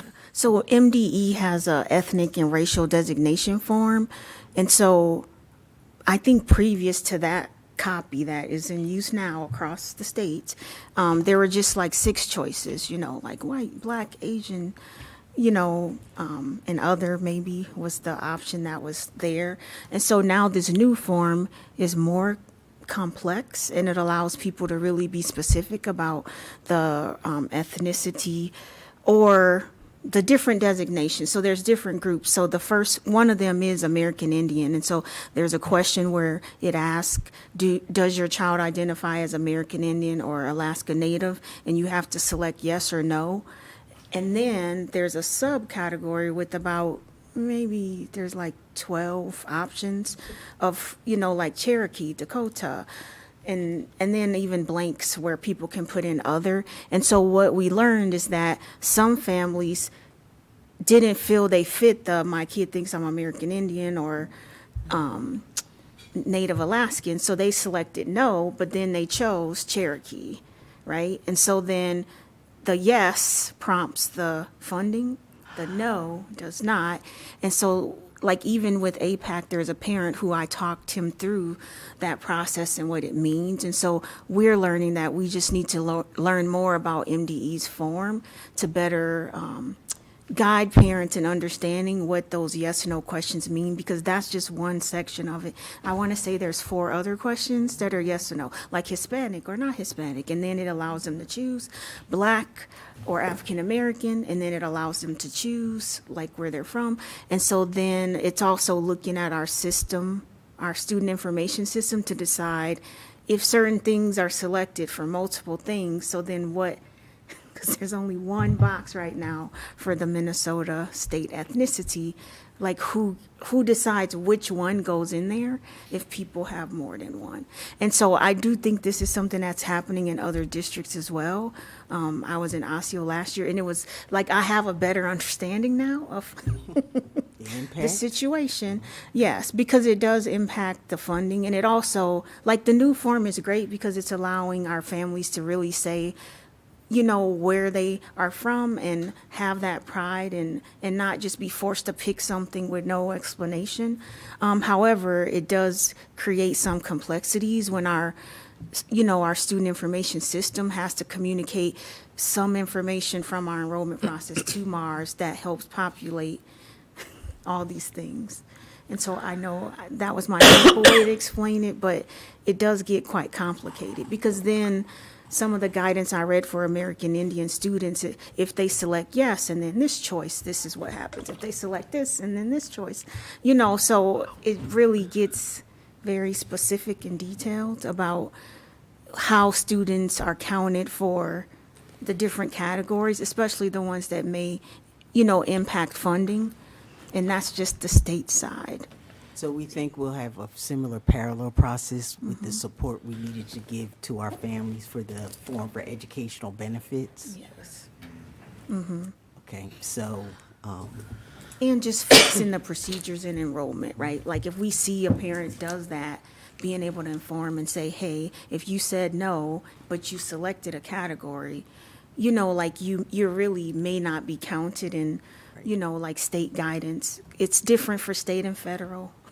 yeah, that's the other Don't thing. ask me State why. and federal have two different.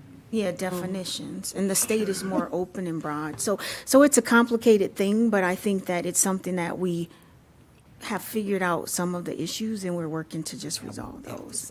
Yes.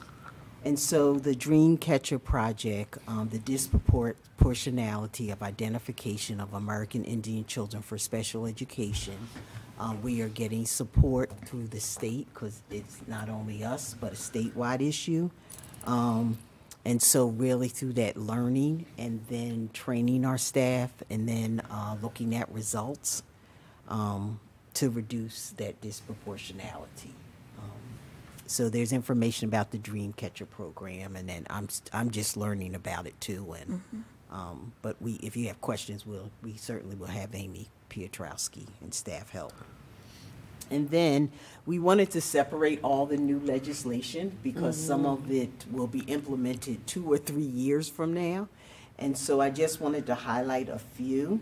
American Indian Culture and Language, which is the third box. We have an established course proposal process.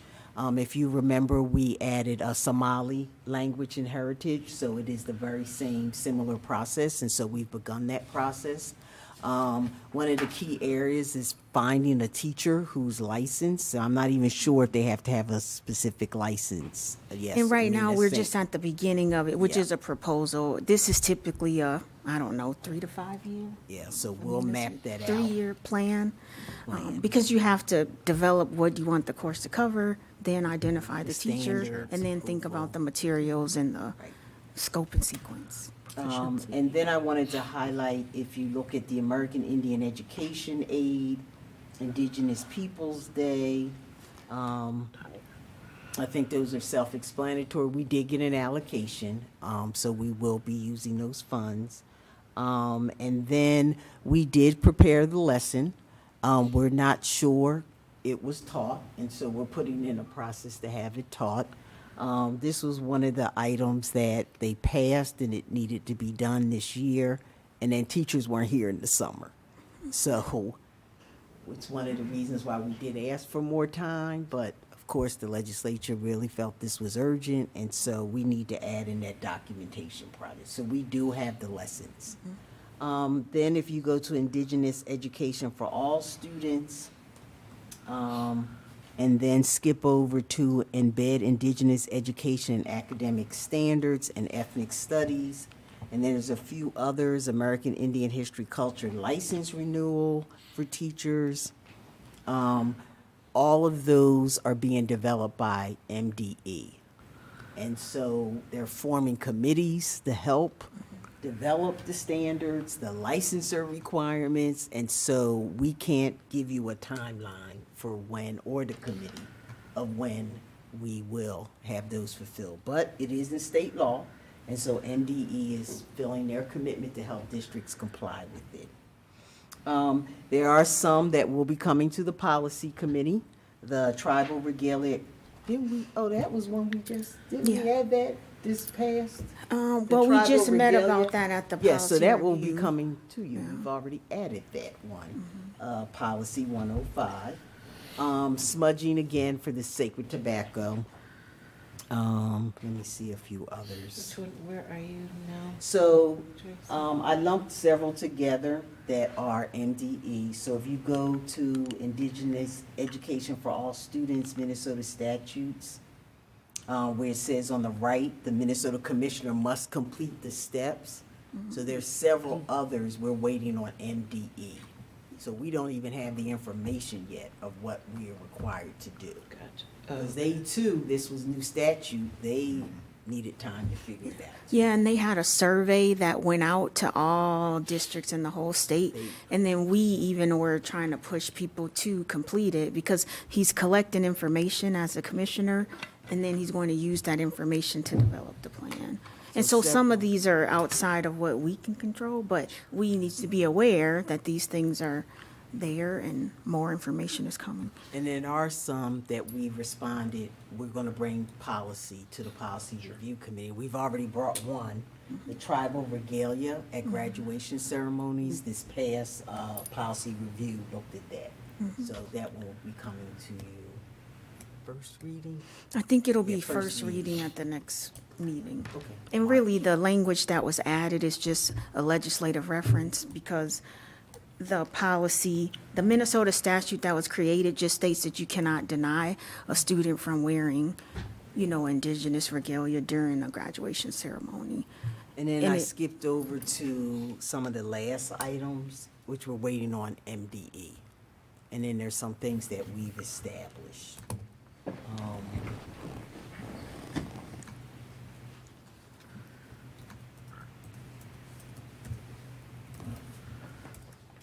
can go through.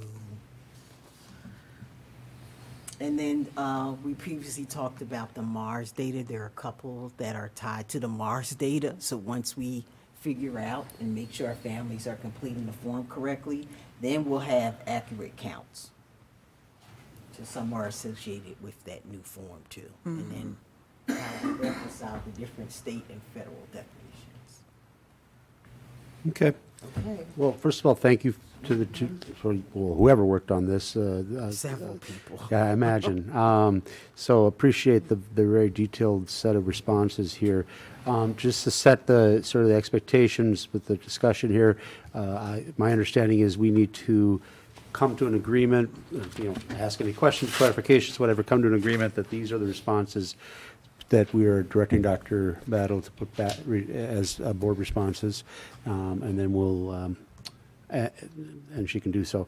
I do wish to do one thing, and that is separate the school conversation, naming conversation as a separate entity.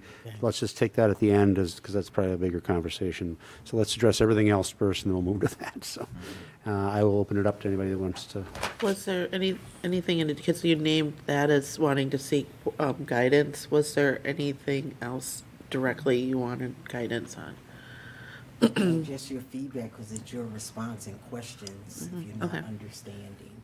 So as if I'm interpreting this 6-page document accurately, the first page and a half are the things that we can currently choose to do something about, and the other 4.5 pages are things that we will be able to address once MDE gets to a point where we know what the guidance is. Some of the in most cases. Yeah, in most cases, the second More one. the Others we legislative can ones, move on, right. Like the policy.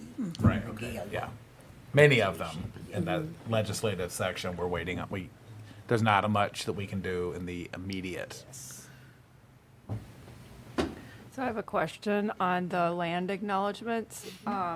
So I thought at one point we said we weren't sure if we had it in the front of all buildings. So are we saying now we actually do have them in all the front of the buildings? So initially, we asked that they place it in the building. The APAC recommendation is they want it in the entryway, the front. So Burnsville High School had it in the front, but they also, because it's so large, they had it in 2 other places. And now Chris can tell more specificity about the other schools where it wasn't in the front entrance, but they were hung. Yeah. But the APAC wants them as soon as you come in. Yeah. And some of them, I just think that being a person who was a principal at a building, that's old with brick walls, it seems simple, but when you have a frame that you're trying to get on a brick wall, like, it comes with some technical issues that then you need the, And so it might be someplace else in the How to building. attach it to the brick wall, for example. Yes. So Yeah, you captured it well. 2 challenges, Superintendent Battle and members of the board. 2 challenges is we didn't initially specify the location very well. And then secondly, we didn't track down where, we didn't have a central tracking system for where each was placed. So by moving everything to the entryway, we have both. We've specified the location. We have a central tracking space. Now, Rebecca, Ms. Musau, they are looking to get a new version that they like better, so that they've requested we keep. We refrain from moving the old version to the front entrance at Burnsville High School at this time because they've already ordered a new one. So that's the only one where, that's the only building that you walk into at this time. You should not expect to see it. So we will get this right. And then we also have a centralized tracking space so that we know it's up. Because like Director Buchanan said, summer cleaning, there can just be. Well, and then there's kind of marble wall in that entrance at Burnsville High School. Like, so it's just, to me, it becomes a technicality of you want to do it and you want to do it respectfully and well. And so you have to consider that. So we are currently in the process of ordering, is it posters? So they were posters and then they were framed and then they were hung. Okay. And so right now they've revised. Oh, okay, like that. Okay. So but they've revised the image. It'll all have the same words, and I think it's a different image, or somehow it's going to be cleaner for what they were looking for. Okay. And so that new version is already being, I think, developed and printed. It's already been designed. I think we're just waiting to get it to replace, the current. I think I just heard you answer the question I was going to ask. You said all the text will still be the same? Yes. Okay. Yes. Thanks. And then they had also wanted, or were trying to get clarification on putting land acknowledgements in every classroom? I can speak to that as well. From your meeting. I did have a separate conversation. I don't even know if I met with Director Buchanan about it, but that is, I believe that's something that came from the student group. And so we are going to meet with the students and get a little more clarification about what they're looking for. In talking with the adult facilitators of that group, they may have been more interested in the curriculum piece and making sure that there was acknowledgement showing up in their classroom spaces. We have to meet with them to find out, so we're going to try to co-construct their. Okay. I just would have concerns if they really wanted the land acknowledgement in every single classroom. That would be a big That ask. requires quite a bit. We're going to meet with the student group. Advisor today. Get back to you on that, what the students meant. Yeah. So,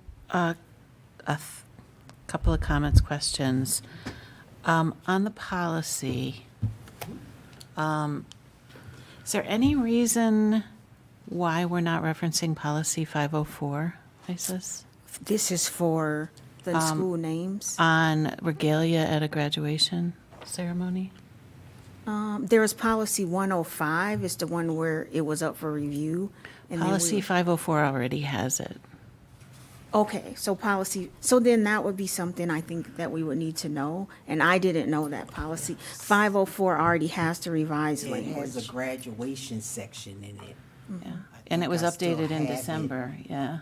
But it didn't have that new language. It wasn't A school there district or specific. charter school must not prohibit an American Indian student from wearing American Indian regalia. We wasn't updated it in the in December. Yeah, and 105 had a paragraph that was about expectations during graduation ceremonies as well. And so that's where that's the policy that was before me to bring.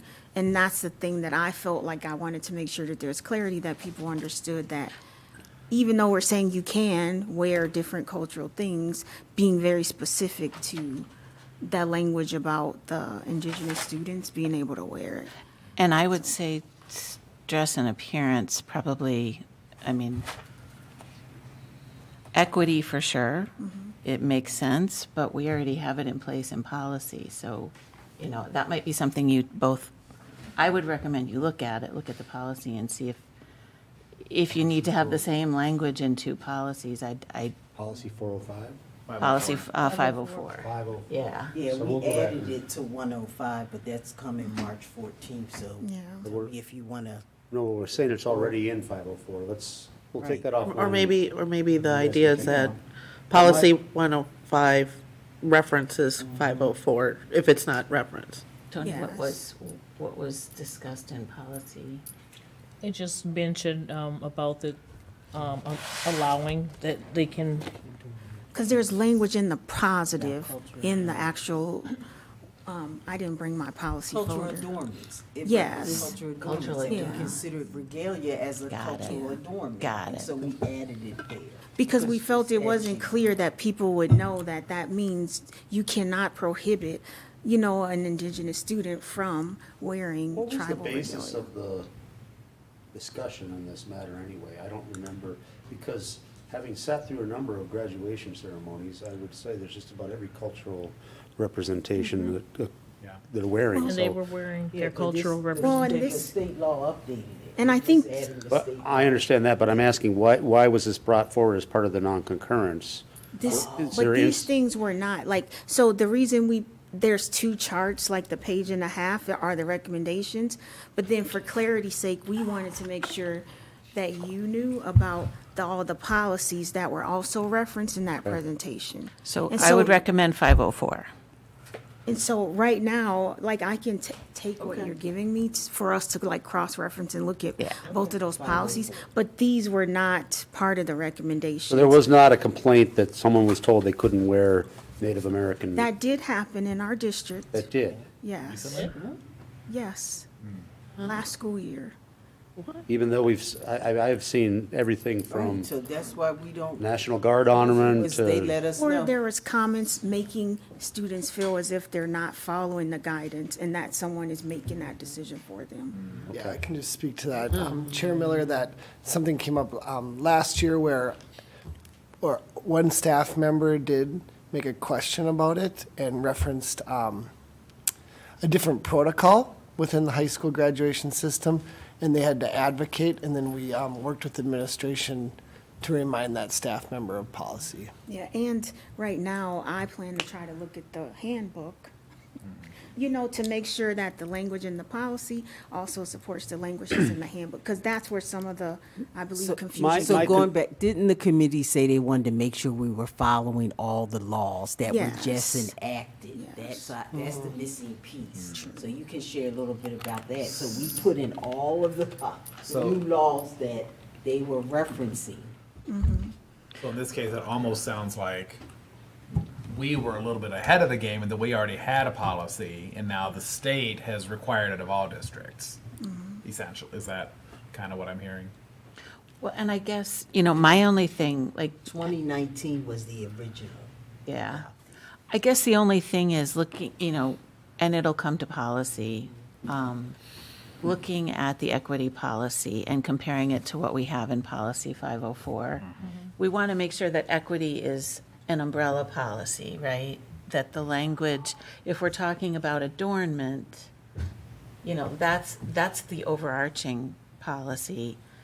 Student dress and appearance is kind of the detail of this specifically. Policy 504. Policy 504, student dress and appearance, that's where it specifically talks about American Indian regalia, and it can't be prohibited, you can't prevent a student, Yes. right? But also on policy 105, though, it has the last part of it just talks about, Hijab and it doesn't specifically name those things, no. But it talks about students being able to wear. head covering and, not the hijab, but the head covering, it used to.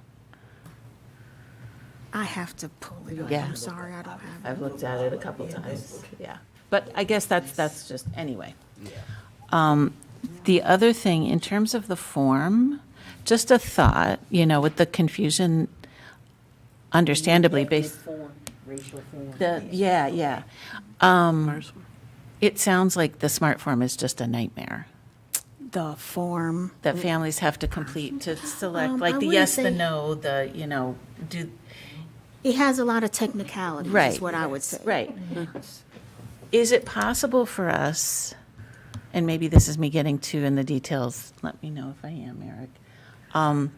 Is it possible to create a video so that people can visually see, like, if you if you identify as this, here, this is how you follow those steps. If you qualify as this, so then at least visually, we've got something recorded so that somebody can look at it and say, oh, okay. And that's something that we could do. We also have some of our families, though, if English isn't their first language, so then We'd it's have to like, how do we translate get in that? multiple languages. Yes, But and so it's that is not- an idea. But it doesn't have to be verbal, I mean, a visual, but. Yeah, we can have a video. Right now, the form has extra verbiage, like, based on the federal definition of. Yeah. But you know what I'm saying? Like, so you have to really know where to go look to find all these things. But if we did create a more succinct video or just someone verbally saying the process and what the responses mean, that So- would help us. So the output of this form is a singular identification? Well, the subcategories the students select are also checked, but Right. then there's also a spot where each student has a state ethnicity. Like for my daughter, I look it up and it'll have like, what is she listed as? And But what I'm asking is that a singular identity, or is there, Oh, because for those that very identify often as in the one. Native American community, they're partially Native American, and that's is for tribal membership and all that. It's very, very significant, or very detailed thing. Yeah, Are they so allowed to there's- select that and select a different nationality as part of the process? Yes, On this form? because- Okay. and we I thought do- you said earlier something about it comes out to one box or something. well, there is one designation and this is where I'm trying to learn more about like what, and then that's where I found all this guidance that says if you select yes and this happens. If you select yes and this happens. And then it even explains what happens on the state side versus the federal side.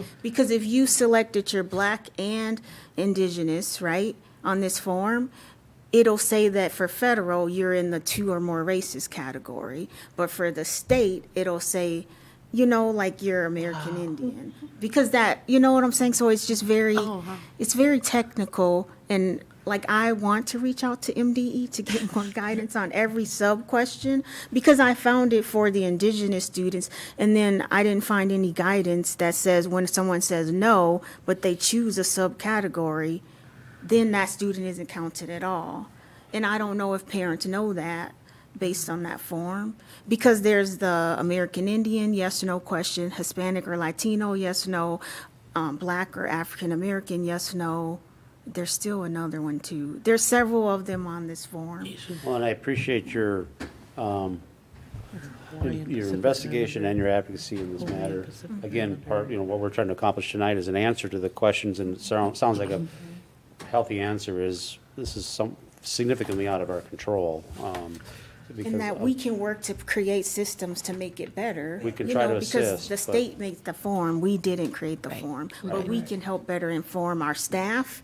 When they see someone choose something and it doesn't, match up, we could say, hey, say these things to the parent to make sure that they understand that choosing this means this, or choosing that means this, and then they still get to make that decision for themselves. And I also think that we should also recognize that some of our different countries outside of the United States may not look at race the same as we do here. And so some families, it's really hard to have them say, yes, I'm this, when they didn't believe in that or at all, in the country that they're from. And so a lot of them do put no, and then they select where they're from as, their ethnicity, not necessarily So their is this race. form for state and federal funding? Is that what the form is for? Yes, it's the Minnesota, it's the MDE ethnic and,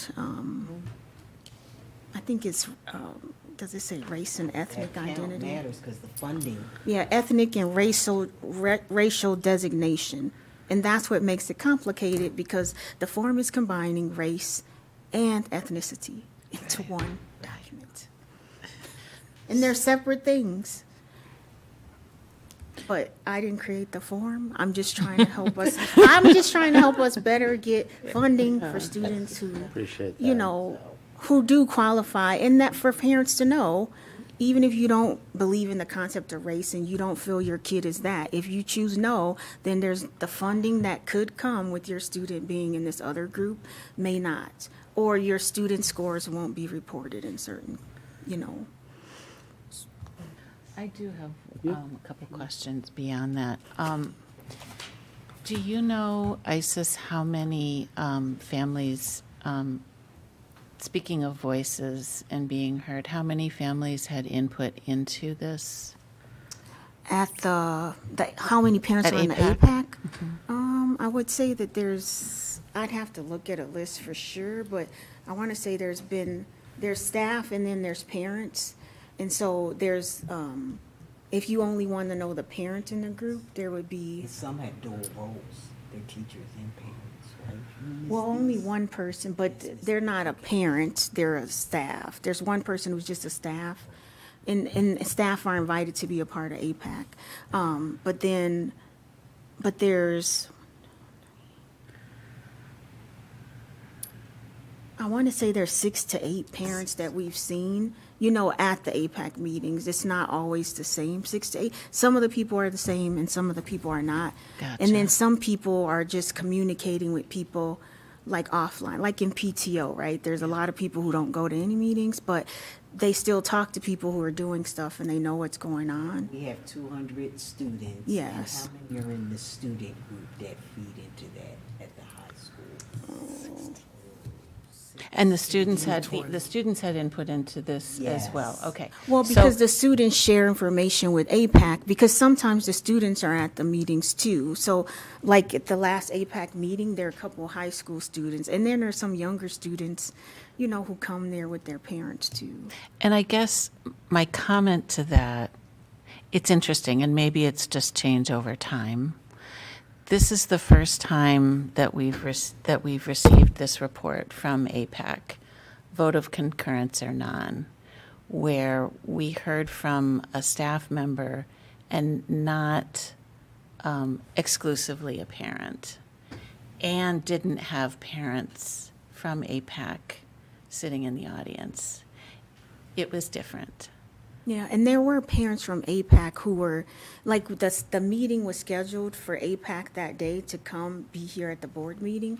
And so the people who were here, you know, were the parents. Like, there was the chair, Ms. Sundquist, and then. Yep, she was at the table, yep. But I'm saying, like, And I wasn't in the here audience, in the past, so in I the didn't know. audience, But yeah. I think that is, because ideally, parents do want to talk with the board and be able Yeah. to share. And so And I we think want that- to, and we welcome them. And that could be something that can be built into the recommendations of being able to have them share out more. And again, I didn't have the reference for what happened in the past. No. Or I would have been trying to make sure that you Well, were I able to hear those echo what voices. Director Auld is saying. It's a concern of mine also. In addition, much of what is being discussed here as answers to this resides inside of policy and/or administrative answers that we had a staff member or two involved that could probably have intervened on this before we arrived at a non-concurrence. Yeah, we did share the information, and I talked to Kelly Sundquist, and she said, we really just want to make sure you're following the law. So they did have some of these answers here, but they still wanted to say a vote of non-concurrence. So I talked to the parent. And I think Said, this. I want you to know that. I'm not talking about the parent, I'm talking about the staff members. Right. We pay staff members to be involved in this process, and I'm not belittling the vote, the fact they brought forward a non-concurrence vote, but I'm in fact raising it to the fact that it's a very significant event and receive media attention. We encourage our staff members, if they're paid in that role, to interact and answer as many questions as possible before it gets to the board table. Yeah, and there's a rubric that the parents went through that they completed, and so it's like, this is all tied to a Minnesota state statute, the whole vote of concurrence or non-concurrence. I appreciate that. I had a question about the smudging, just some technical questions. Is the request to make smudging available at a certain level only, like at middle school up or high school only? Or I don't really know enough about the practice to know what would be appropriate. And then my extension question to that is, how do we facilitate that? Does it require a room, or do they go, I mean, I'm assuming we're not sending students outside, so And I think that all comes from work that we do together. If I'm correct in my remembrance of the details of the specific, the SF 2998, you know, the bill, I think it does say K-12. I don't think it separates, because for some indigenous cultures, it's a belief that this helps my child in the things they're doing. I just don't even And so- know if it's culturally acceptable for K through 5 to be doing it. I don't know what the expectation is. And so that's part of our learning. It does, I think it's say K-12, and then St. Paul has had it established policy. I believe Robbinsdale recently passed one also, so So I would we're advise getting to, those two. Yeah. there, okay. Well, and I would can think get the you that location information. would be to support our indigenous staff, even if they're in the elementary school buildings, to have space. I just, you Yeah. recognize the fact that you're dealing with smoke alarms and Yes. all that. You have to, there are some very physical limitations to Right. what you can do, and so. We no longer have a smoking room at the high school, right? So, as we did even back in the day, so. That was the teacher's lounge. No, there was a place where students could go smoke at the high school. Oh, back students in could the go day. smoke. I was figuring it was In like my high this. school, it was the boys' bathroom. In my school, it was just, Let's not it was encourage mostly that. the teacher's lounge. It was a big one. All right.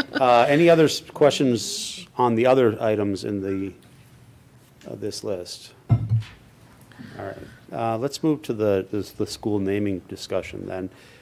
So I would like some facts out on the table here. My understanding is the request was involving 3 of our elementary, right? Yes, buildings, correct? Is that correct? Well, their recommendation is just to review the names of the districts. And I thought there then- was a specific request. Yeah, and they specifically listed Gideon Pond, like from the, Neil and then Harriet Bishop. Yes, so let's walk through why each one of those is being brought out, so we can understand. So I'll start with the Edward Neal. So McAllister College did significant research. They were in the process of naming a building. Edward Neal was a white supremacist, and so there is research on that person and why it wouldn't be appropriate to have a school building named. I may ask Amina to come up. She did a little bit of research. As you know, Gideon Pond, it's a person named Gideon Pond. And part of it, and that's part of our research and learning, was asking American Indian children and families to assimilate, so to lose their culture. And then Harriet Bishop, as you know, was the first teacher in Minnesota, but that also was a practice of assimilation, that these American children were taken from their homes. So correct me, that's part of the reason, Amina, if I'm mistaken. She has also, she wrote extensively about the idea of the Savage and having to remove that from the children Okay, as part of good education. okay. Yeah, not, the role not tonight is not to determine I just wanted to make sure we're clear on why these 3 names were, and so the Gideon Pond is definitely a person, the school is named after the person Yeah, Gideon his Pond. home, It's the a pond, I museum mean, I is don't know in if there is a Gideon Bloomington, Pond anywhere, but, what's that? There is a Gideon Pond. He lived in Bloomington. Gideon and Agnes Pond. My recollection is he taught out of Fort Snelling, but I might be wrong. I think he was a minister, he was Yeah, okay. a religious Ironically, a person, Presbyterian minister Christian. in the church next to Gideon. Well, and when I was applying for my role at Gideon Pond, I did research who Gideon Pond was because that matters to me. And so I found a lot of literature about him helping save the Dakota language. However, there was also some erasure of some other things.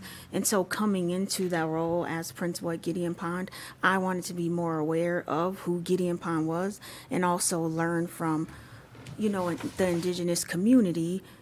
How did they perceive Gideon Pond? And so during that first few years, like I did do research with the team at my site, and we went to the history, museum in Minnesota.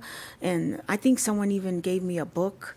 There's a lot of weird things that happen when you're at schools, and there's people who've been going to those schools for a lot of years. They come and bring you gifts, and there's a folder of information about Gideon Pond actually in the principal's office at Gideon Pond that entails some very old documents as well. And so I was just very cautious in only seeing the one narrative of who Gideon Pond was, but being able to have a true understanding.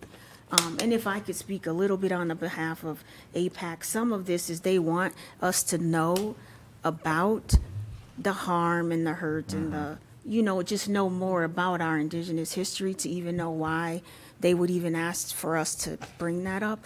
And for us to take the time to actually say we're going to take a process and look at that is showing the care that we have for their community, because they have seen school name changes in other districts in Minnesota, like Patrick Henry in Minneapolis just got changed, but they're a high school and there's a lot of students who, helped work through that. And then there was the Henry Sibley in 197. Two Rivers, So yeah. now that's Two Rivers. And so, I just think that it was, and I also think we have to think about the time that we're in, and that this state statute is there because there was genocide and almost the erasure of our American Indian families. And with all this new legislation, the group, because literally the meeting went back and forth of what they wanted to do. And then in the end, when they all voted, it was this, and they wanted really that attention to how are you going to learn, how are you going to ensure that all students are learning about these things, that happened to us, as Indigenous people in the community. So I think the point here is that a committee would do a thorough investigation of the reasoning behind the a thorough investigation of the names and the schools, and then obviously would take it to the next step of if there was going to be a name change, proposed name change. A committee would be interactive with the community, would be transparent, make this a very clear process for everybody to understand. So I'll put forward the general question does this board feel like directing Dr. Battle to form such committee would be a good idea in reference to these three names? Just to be clear, because the policy, I think, talks about a committee to make a name change, and we're talking a committee to explore and review the process, or explore and review the current names, and if we would want to consider at some point in the future that committee might recommend that we change names, but they also might not. We're not directing them to say change the names. We're directing them to research it and come to us with a recommendation on how to move forward.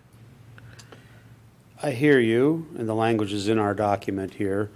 I think it's flexible enough to extend it to the idea of investigative work also. I think that should be the first step, absolutely. Yeah, of course. Yeah. It would be, we're not just saying, go get us a new name. We're saying, please investigate the background and the reasoning behind the request or the consideration at this point. So I think, I agree with you. We're probably slightly putting a square peg in a round hole here a little bit with this committee, but I think we could probably authorize the committee that responsibility in addition. I agree, and I think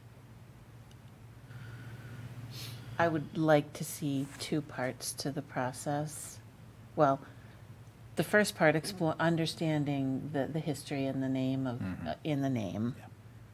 Yeah. And, whatever the next part of the process might be, obviously, I think that would, following the initial step of the process, have a report back to the board so we can figure out, okay, what's next. I think it should be, the committee, it's, you know, it says including 5 to 7 residents, yes, obviously. I think students, parents, residents, staff should be included. I mean, we don't want to make it so big that it's a cumbersome committee that's going to take, you know, a ridiculous amount of time to talk through and research, but we also want it to be representative of our school community. So, board members, we have used this policy recently when Assistant Superintendent Brian Gertjes was here. We had a group who wanted to rename the tennis courts. And when the committee came, they felt there were other members in the community that were deserving, and they did recommend not. Yeah. So we'll go back and review that process and see if it meets what you're expecting. So we do have that reset. And I'll draw us to the last line in the policy language. The school board reserves all rights in the naming or renaming of school buildings, facilities, or components. So it would have to come back, you know, the committee will do their work, and it will come back as a recommendation under the normal process. It will be presented in an informational section of a meeting, then allow time to consider and talk about it, maybe even have a work session on it. It probably will. We may even decide at that point to put it to a larger public discussion. That's entirely within our bound, you know, our purview, and then it would be voted on. So just to be very clear, the committee is not deciding whether we're renaming the building or not. The committee is providing advice to the board for consideration. So, and arming us with more information. That's probably far more critical. I support what you just said. Okay. Yeah, and I would recommend having a perspective of the indigenous community. Well, at some absolutely. point as part of it. 100%. I'm just, I don't know, I just No, I want to think make it's, sure that I'm. you're appropriate I'm in making saying sure it's said. Yes. That is very clear.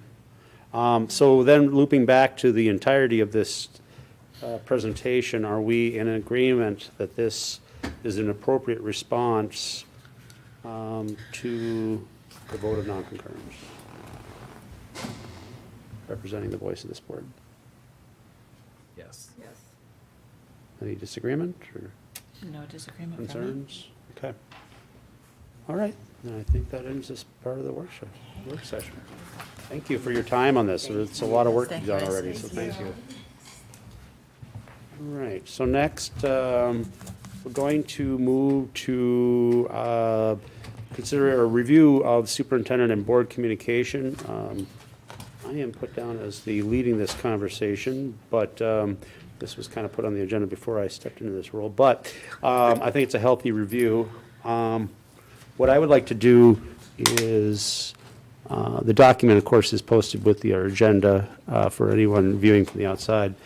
But I think I want to just highlight a few things specifically as we go through this, and then open up for conversation. I think, again, setting objectives is good. The objective of this conversation is to determine whether we need to do any modifications to this language, or if we're happy with the language and its application. So the document sets forward some clear goals. Just a second, I'm going to take slightly larger so I can read it. Of the protocols, that is to define roles and expectations for communications between the board here and superintendent, set expectations for communication between board members and district staff, and that is all there to ensure clear and consistent two-way communication occurs. Our values are listed here as 191 values: caring community, cultural proficiency, future readiness, inclusive partnership, and student agency. Those should always be foremost in our mind as we consider our communications. Some guiding principles for the board. We will speak as one voice. This is something I think we continue to do on a regular basis. We'll value and respect the unique, distinct roles of the board and the superintendent. We'll communicate positively about each other. And we'll advocate for District 191 and public education in general. And we will communicate regularly and clearly with the goal of keeping board members informed about events and or changes. Let's see, going down. So then we break it out by roles and responsibilities. Board members, again, for us, we speak as one voice. We work together take recommendations from the superintendent. We work together to provide direction to the superintendent. We represent the voice of the community through listening to our constituency and bringing those concerns forward. We support the work of the district community and communicate the values of 191 that come out of our communications department. As board chair, my role serves as a liaison between the board and the superintendent, responsible for sharing any information board members on a timely basis, although I think I do generally give that role to the superintendent. I can't think of the word I'm thinking of. Work with the superintendent to meet meeting agendas. We do that. Work with the superintendent and director of communications to act as primary spokesman for the board with the media. And then the superintendent, in consultation with the board chair, establishes and reviews these communication protocols for the night, schedules meetings, we do that, provides information requested by board members, and works with the board chair to meet meeting agendas. So we have a tempo here listed under regular communication, weekly emails, one-on-one meetings, board work sessions, regular board meetings. And then there's a bit about communicating with the staff. In general, we should reserve most of our communications for the superintendent and route those through the superintendent rather than directly interacting with staff. In crisis communicate, I don't think we have to probably delve too deep into that, or in our community relations. So I flew through that because I don't want to sit here and read a bunch of stuff to you guys. Let's have a little bit of conversation about where we think these are, if these are the appropriate practices, or anything you want to highlight or bring up.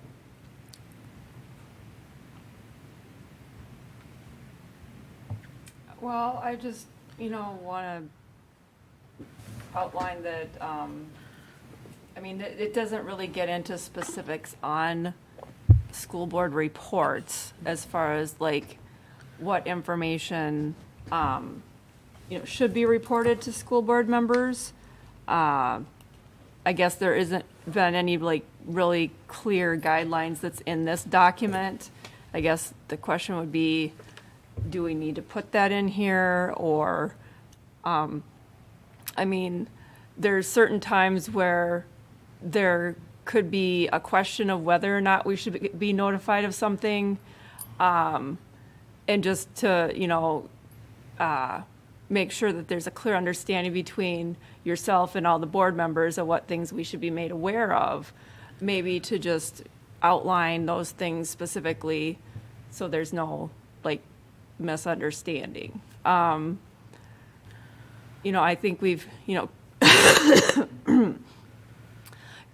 kind of, we get certain things and, we kind of like expect, certain things like, if there was a hold placed on a school, if, first responders came, if there was a fight, like that was, something where there was, involvement where everybody was aware of it. But there's some other ones that maybe are questionable,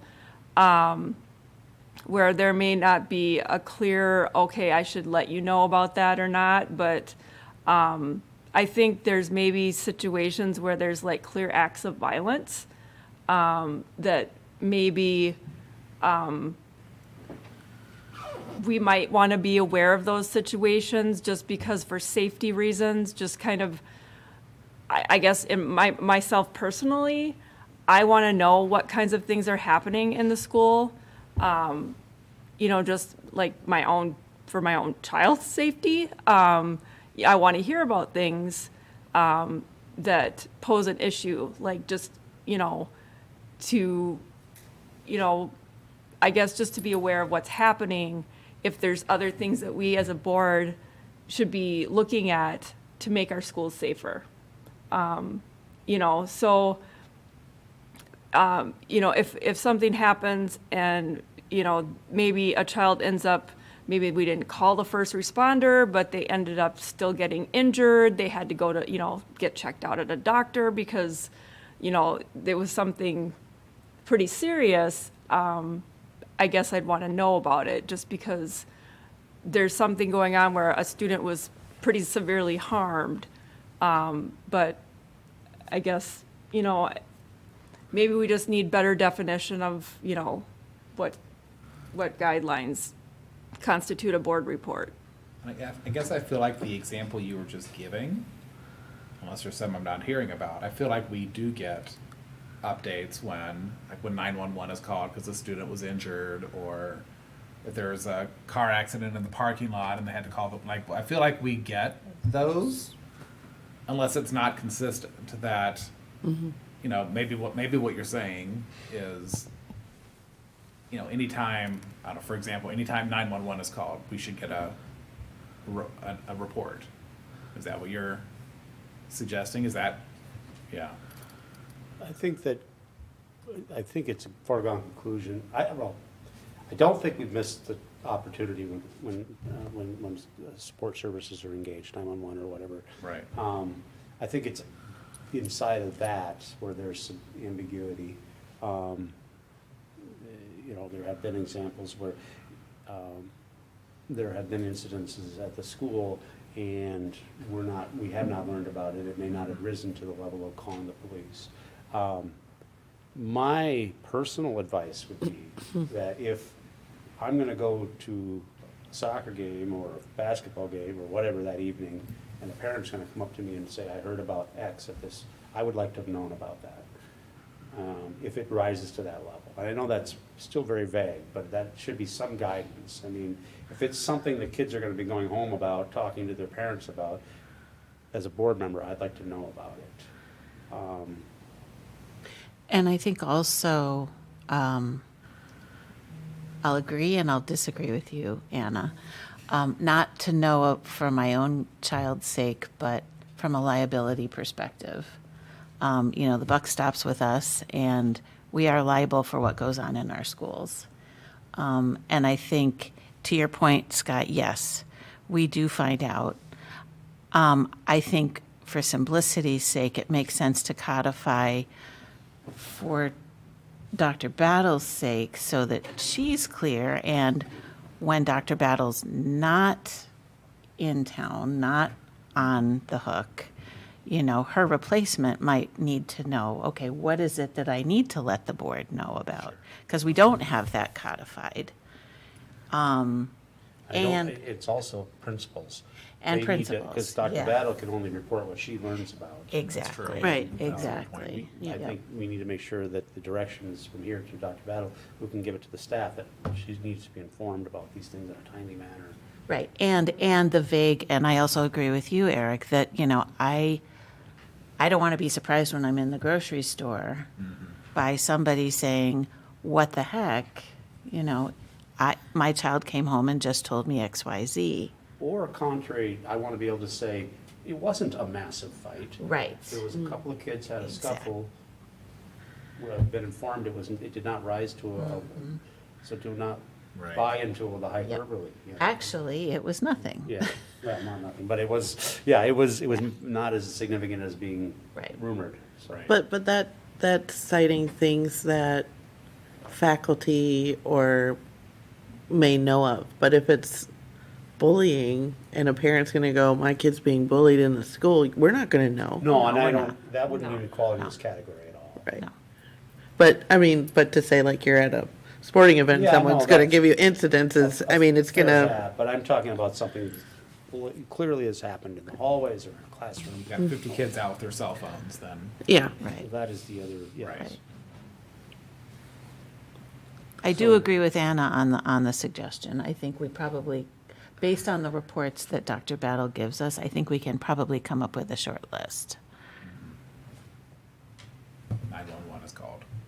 911 is called. Weapons or lookalikes. Yeah.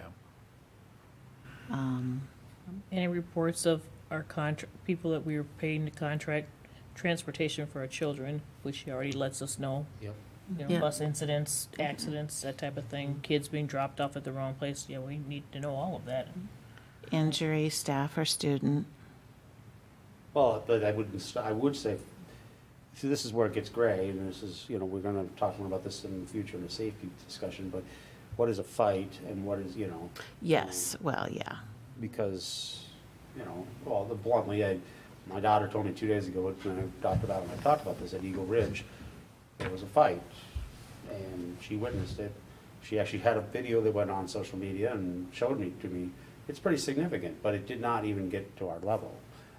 It was just between two people, and they interacted, and the teacher, you know, intervened. But it is out there in the ethos, and I would like to, you know, I'd like to know about it. First thing, my daughter got in the car and said that, I looked at my phone to see if I'd had an email about that I missed. So that's where I'd like to be able to go and find out about it. So I agree, where there should be some more clear-cut, you know, examples of what we should know. Because, I mean, even though I think we're informed about a lot, even if I don't know if we want to go as far as if a student is just disrespectful, inappropriate with a teacher or something like, I mean, we didn't know. Do you want to know that? Do you not want to know that? Are we just talking about 911 call? I mean, so yeah, I think there should be something clear cut. What do we need to know? And there's always going to be some level of gray, which gets me to what I wanted to ask you, Dr. Battle.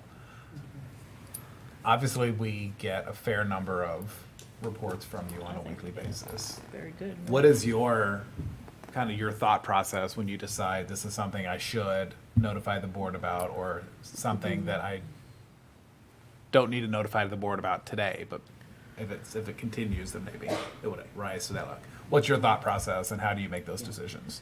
So the 911, some of the examples you gave, the emergencies, there's an accident, the fighting, I like that you say define the fighting, because some consider horseplay a fight.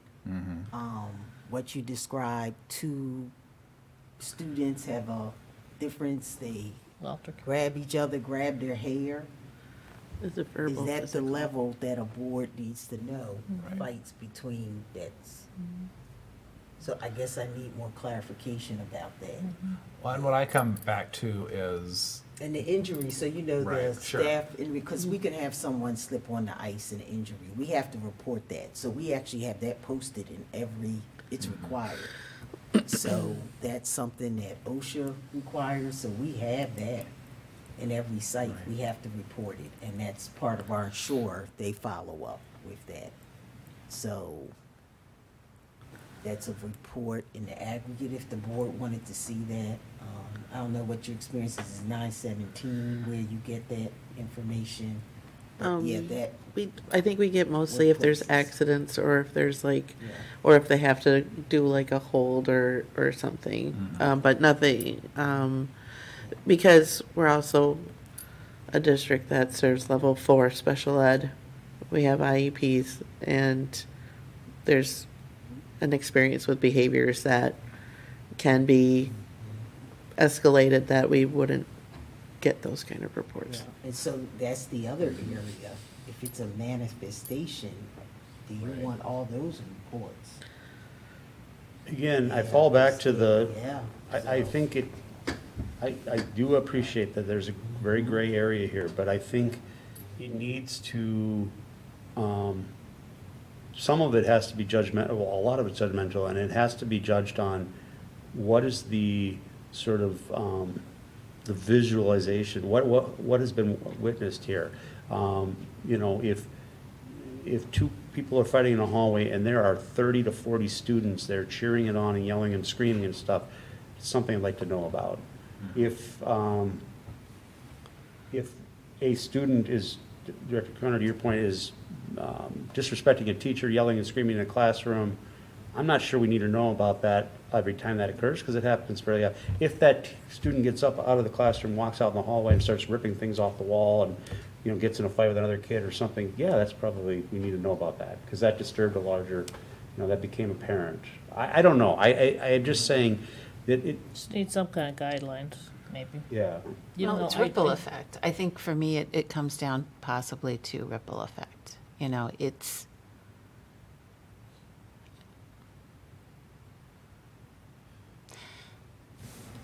Is there a liability, is there a potential liability involved in your assessment in the moment with you or you and your team?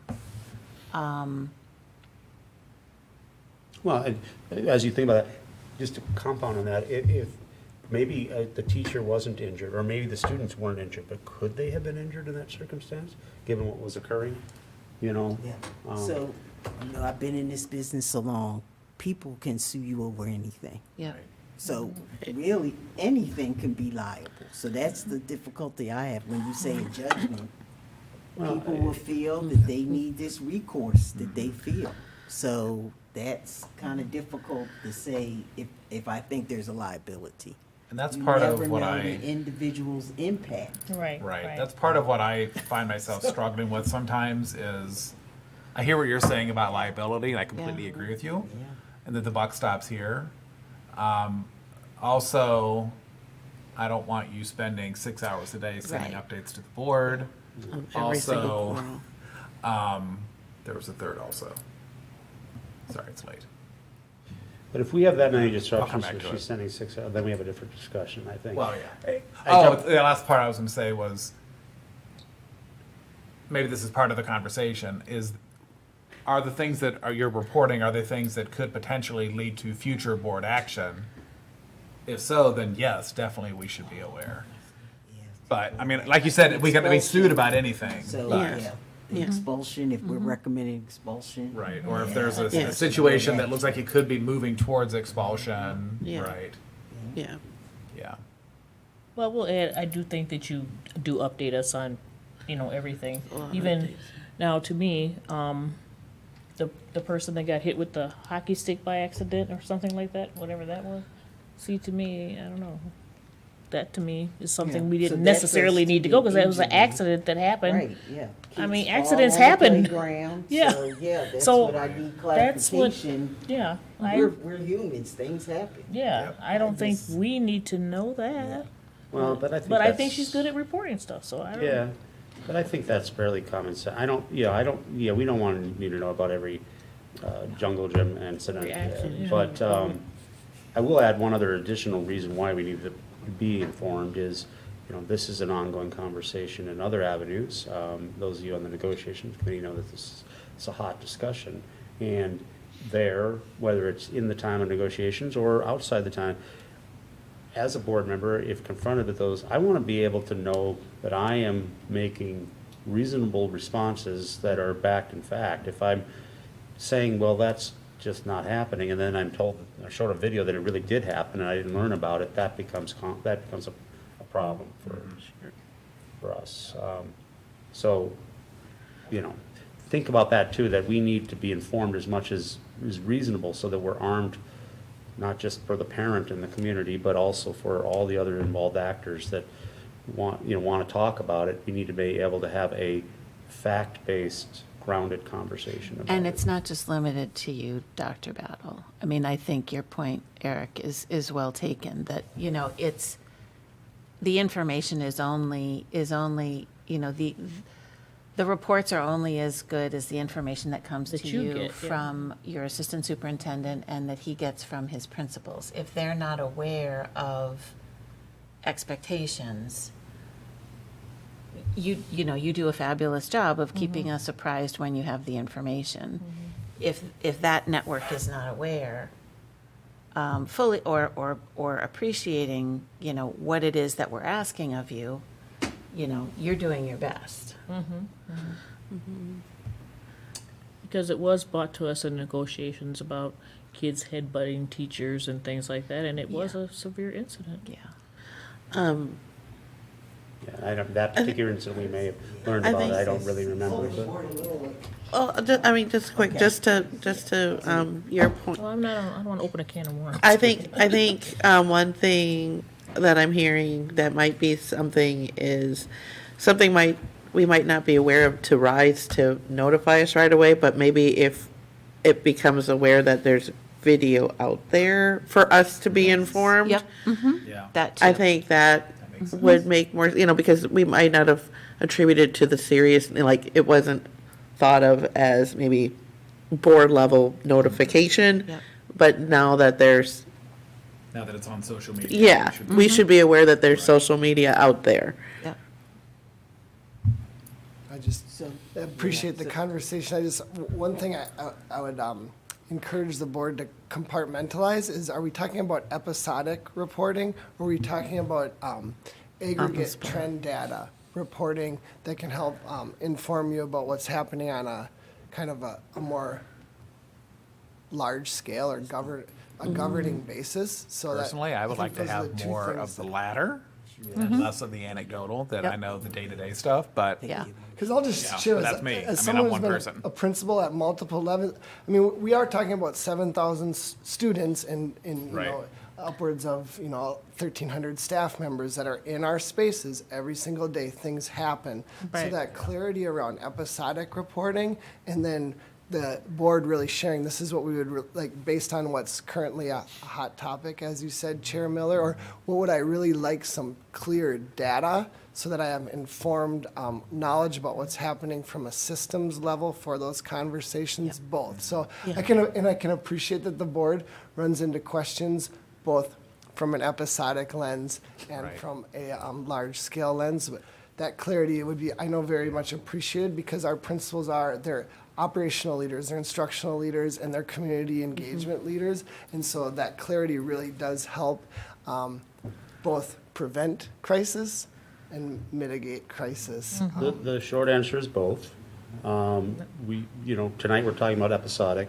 We are planning a meeting or a work session in the future where we've already, I know I owe you more detail, Dr. Battle, but we will be asking for data on a segmented level by, various levels in the district and over time. So now that will be dependent on where that conversation lands and the data that's presented. We'll see how often we revisit that matter on a collective data level. But so just, I know for the episodic lens, I would really appreciate some more clarity around what's really reported and what those thresholds are, so I can serve our superintendent and then she can serve you. Yep. That's all right. Any proposal on how we codify our conversation today? So I think we've talked about reports should come to us, the episodic, as we call it, when 911 is called. I think we just said if we're aware of a social media type impact of some sort. What else? So maybe a teacher injury, because that could result in a I'm law. not in their social media space, so I have no idea what it is. Weapons. Times have real changed. Oh, weapons. Weapons. You said, yeah, you said Weapons. You can try to Yeah. codify I know what's how to social figure that media. out, but you'll help. Well, we Director said, I don't live in that space. but we said if your representative on site, about or it. you, but more likely your representative on site, is made aware of it. We're not expecting you to Oh, know what's out in social media. We're saying Right. if it becomes apparent, and Yeah. I If guarantee you see you the students with phones. Yeah, I guarantee you the on principals. social media, if there's 50 kids with phones. Yeah. Right, Yeah. exactly.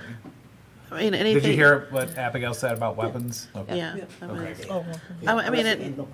I mean, I would say like anything that's like we needed to hold, we needed to, like Yeah, those which kind I of feel like you've been the we love you guys protocol. And then I would say things that might not require like a call to 911, like there's like a medical incident Yes. that Yep. like that may or may not result in something. Yeah, we'll need some more clarification, because nurses see kids all day. Yeah, So yeah, I mean- Trish asked for real guidance on that, of what she needs to have the nurses share. Yeah, Yeah. also just, So she gets her reports, but then now it has to come to me. So she really, Amy and Trish really, Trish is our lead nurse now, Place Bernie. She needs real guidance. 'cause Yeah, they I mean, like see if a all teacher kinds passes of- out in front of her class or their class, what I'm and saying, if there's a- but doesn't require the 911 could be called kind of thing.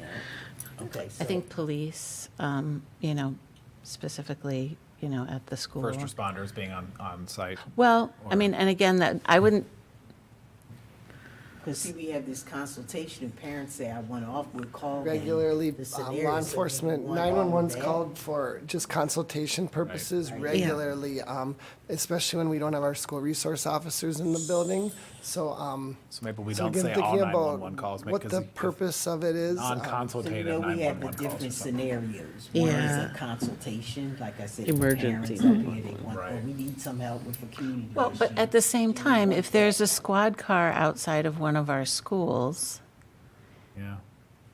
you know, and somebody comes up to me at the grocery store, even, or a couple of squad cars, did you know that there were a couple of squad cars at your school? Yeah, I did. And, you know, it's nothing to worry about. Which is what I would, I mean, Yeah, I mean, our Ask the principal at your officers, school why the squad was there, because it could be multiple reasons. You could have a kid there.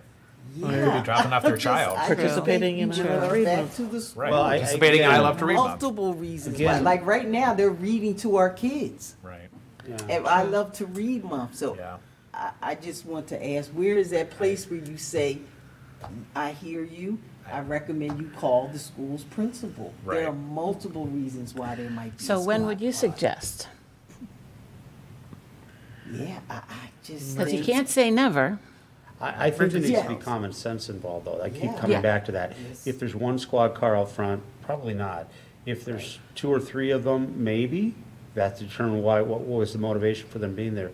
If there's one or two or three and their lights are on and they're parked out That's what I was front, just thinking. that's pretty obvious that that was something that draws attention. Again, there for I a keep purpose. coming back to what would be the takeaway from either secondhand information from a student to their parents or observation by the parents. And I think we have to, when I talk to police, this assumption that it's negative Right. while they're there. Yes. Yeah. So Well, that's a- help with that too. They're Yeah, you tell part us of that. their community. Yeah. So I do want to put that out there, that, yeah, this negative, they feel they're part of the community. So this is their perspective to us.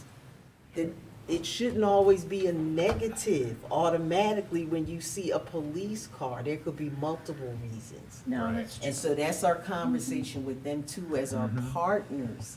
And that it's automatically negative because you see a police car. They do so many community service. Right.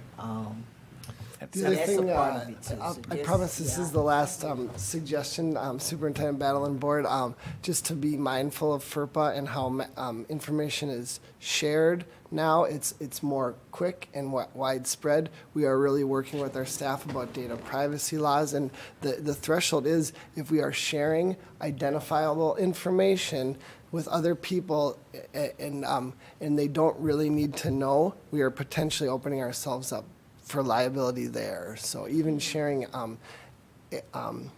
information about a specific incident that then is identifiable, our attorneys caution us about doing that too much as a system. So really, what we share with our principals is make sure that the people you're sharing information with have a need to know. And especially they caution when you have two parents and we're only getting one parent's perspective. It's really cautious to say, oh, well, I agree with you. When principals have to do a full, every perspective. And so they caution us about that too. That in your role, you just really have to be careful because they're all different sides, and then just really each parent will have their own perspective. And Right. so the caution about that. So the police, this was good, helpful information. helpful. So that was the episodic. So one thing I'm still curious about, so if a staff gets injured in any kind of way, is that something we need to know, or is that part of para too? I mean, because it could result in a lawsuit. Do we need to know that, or workers' comp? Well, we can give you an average, because it is required by law. We have it posted on every site, whether they slip on the ice, whether it's they were intervening in a fight, or, so we have those posted. So there's a clear process for them to report. The principals have to have them complete a first report of injury. I don't know that I feel like we need to know about every incident at all. I think that's not a good use of your time. You do have me wondering if once or twice a year, maybe we should get a report that is kind of an aggregate of what you just described. That Yeah. 3 teachers slipped on the Without ice, names or and nothing, yeah. 4 teachers had an injury in the classroom, or, whatever the Yeah. numbers may be. I'm sure it's higher than that, but whatever the number is. And if there's one that's common sense, oh, they really need to know now, you let us, Of course, you of let course. us know Yeah. about that. Yeah, so I think, They slipped on the ice and broke their leg when 911 had to be called. And then I'm Right. hearing too that, that Not I this think winter, Chair thankfully. Miller mentioned, like, unusual and significant potential for public notice or something Right. like that Yeah. for those. Yeah. So those notices, that incident that occurred today that you might be asked for, like Director Alt said, in the grocery Right. store, and would want to have some context for that. Okay, healthy conversation. Probably will come around, as many things in our lives, it's an iterative process, right? It's It's any it's comfort, something that's good to review it every now and then, even if we. Exactly. If it's any comfort, I checked with my colleagues in other districts, and they all wrestle with Right. a lot of these same conversations. If some district had already figured out the perfect way to do all of this, we would just copy and paste what they're already doing. So it's part of the process. we I know think. it's a different culture. Chris and I were talking about our experience as principals. We never even had the district office. We handled it. Right. It's just a new day and time. We're in a much more You take the litigious forms in the district society these office there. days, yeah. So I don't think I ever had a board level report and I had 800 students. Yeah, the weapons, I think that went, I had a couple of weapons, and the police came, and, it's just a different time. It is. You just want to know. Yep. Okay. Okay, then the last item for our work session conversations tonight is budget investments. Thanks, Amina. And ISIS. I should have put them. Didn't catch that. What's that? So questions. Should have just flipped it so I that should they have were flipped next. it so they could have gone. Yeah. Should have Oh. put the board communications last. That would have been hindsight. Yeah. All right, so this conversation is led by you, Dr. Barr. So just any questions to the preliminary investments and approval for the AI was done. Anything thinking about the pathways and so the 14th I'll be bringing more comprehensive. This is the same PowerPoint that was in. Yeah. Yes. Yeah. It's the same one, okay. Yep. I don't have any questions that I didn't ask earlier. The same. I just had one. On the consideration slide, stabilizing enrollment. Understand why Virtual Academy is there. Why is it the only thing that's there? Just. Number? There are other things. It is slide 3. Yeah, I could have put what we had at the bottom of our dashboard, the cohort. Yeah, so yes, you really want those cohorts to continue. And you want to attract as many kindergartners as you can, because that's where you build in. Yeah, so yeah, you have suggestions for other things? It Well- wasn't an exhaustive list.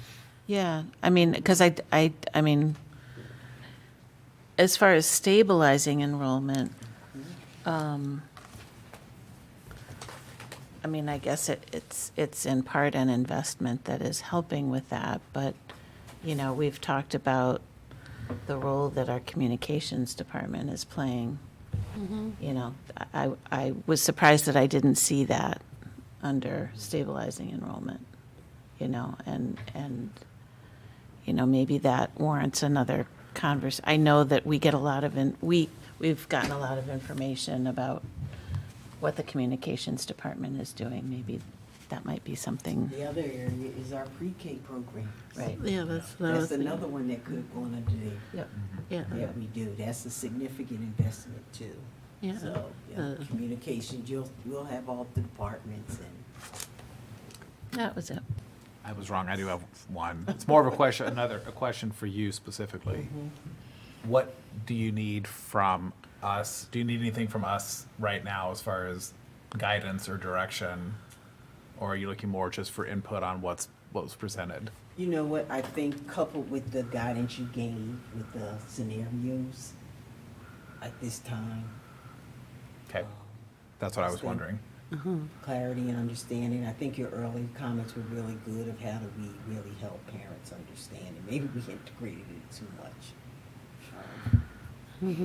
Becomes tacit. Sometimes the kids say, well, that's just what we do.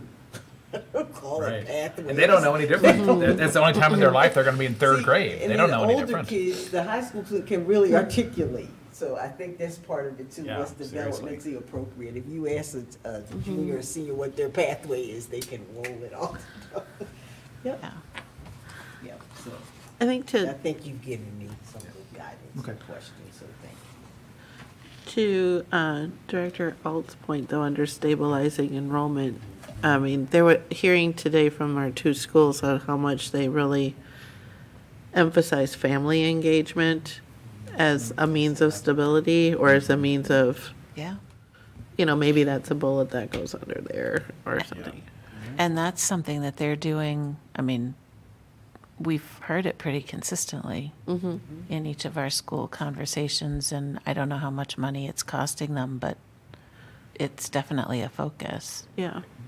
So part of the title funds, that's where they're using it. Got it. Parent engagement. So. But they're all volunteering. The parents that come to the school. There's still a cost to having volunteers, though. But you pay them then. And some actually were working because we're short-staffed. I met one today. We were short 5 EAs. They just left, and the parents now filling in. So, And even when there are volunteers, there's staff support to help the volunteers be able to do the work that they are doing. Yeah.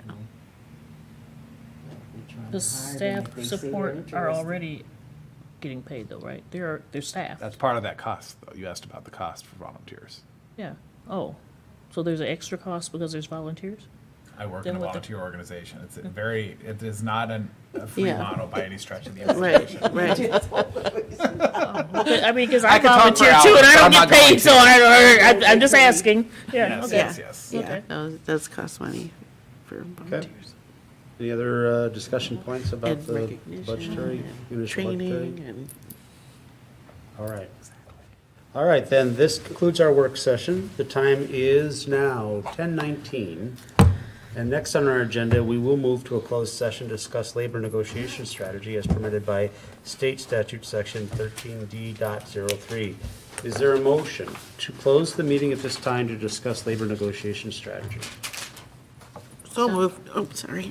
Moved by Director Chester, seconded by Director Alt. All those in favor say aye. Aye. All those opposed say nay. The motion carries unanimously. We'll now move to the HR conference room to hold the closed session on labor negotiation strategy. And since we're going to wrap up in there,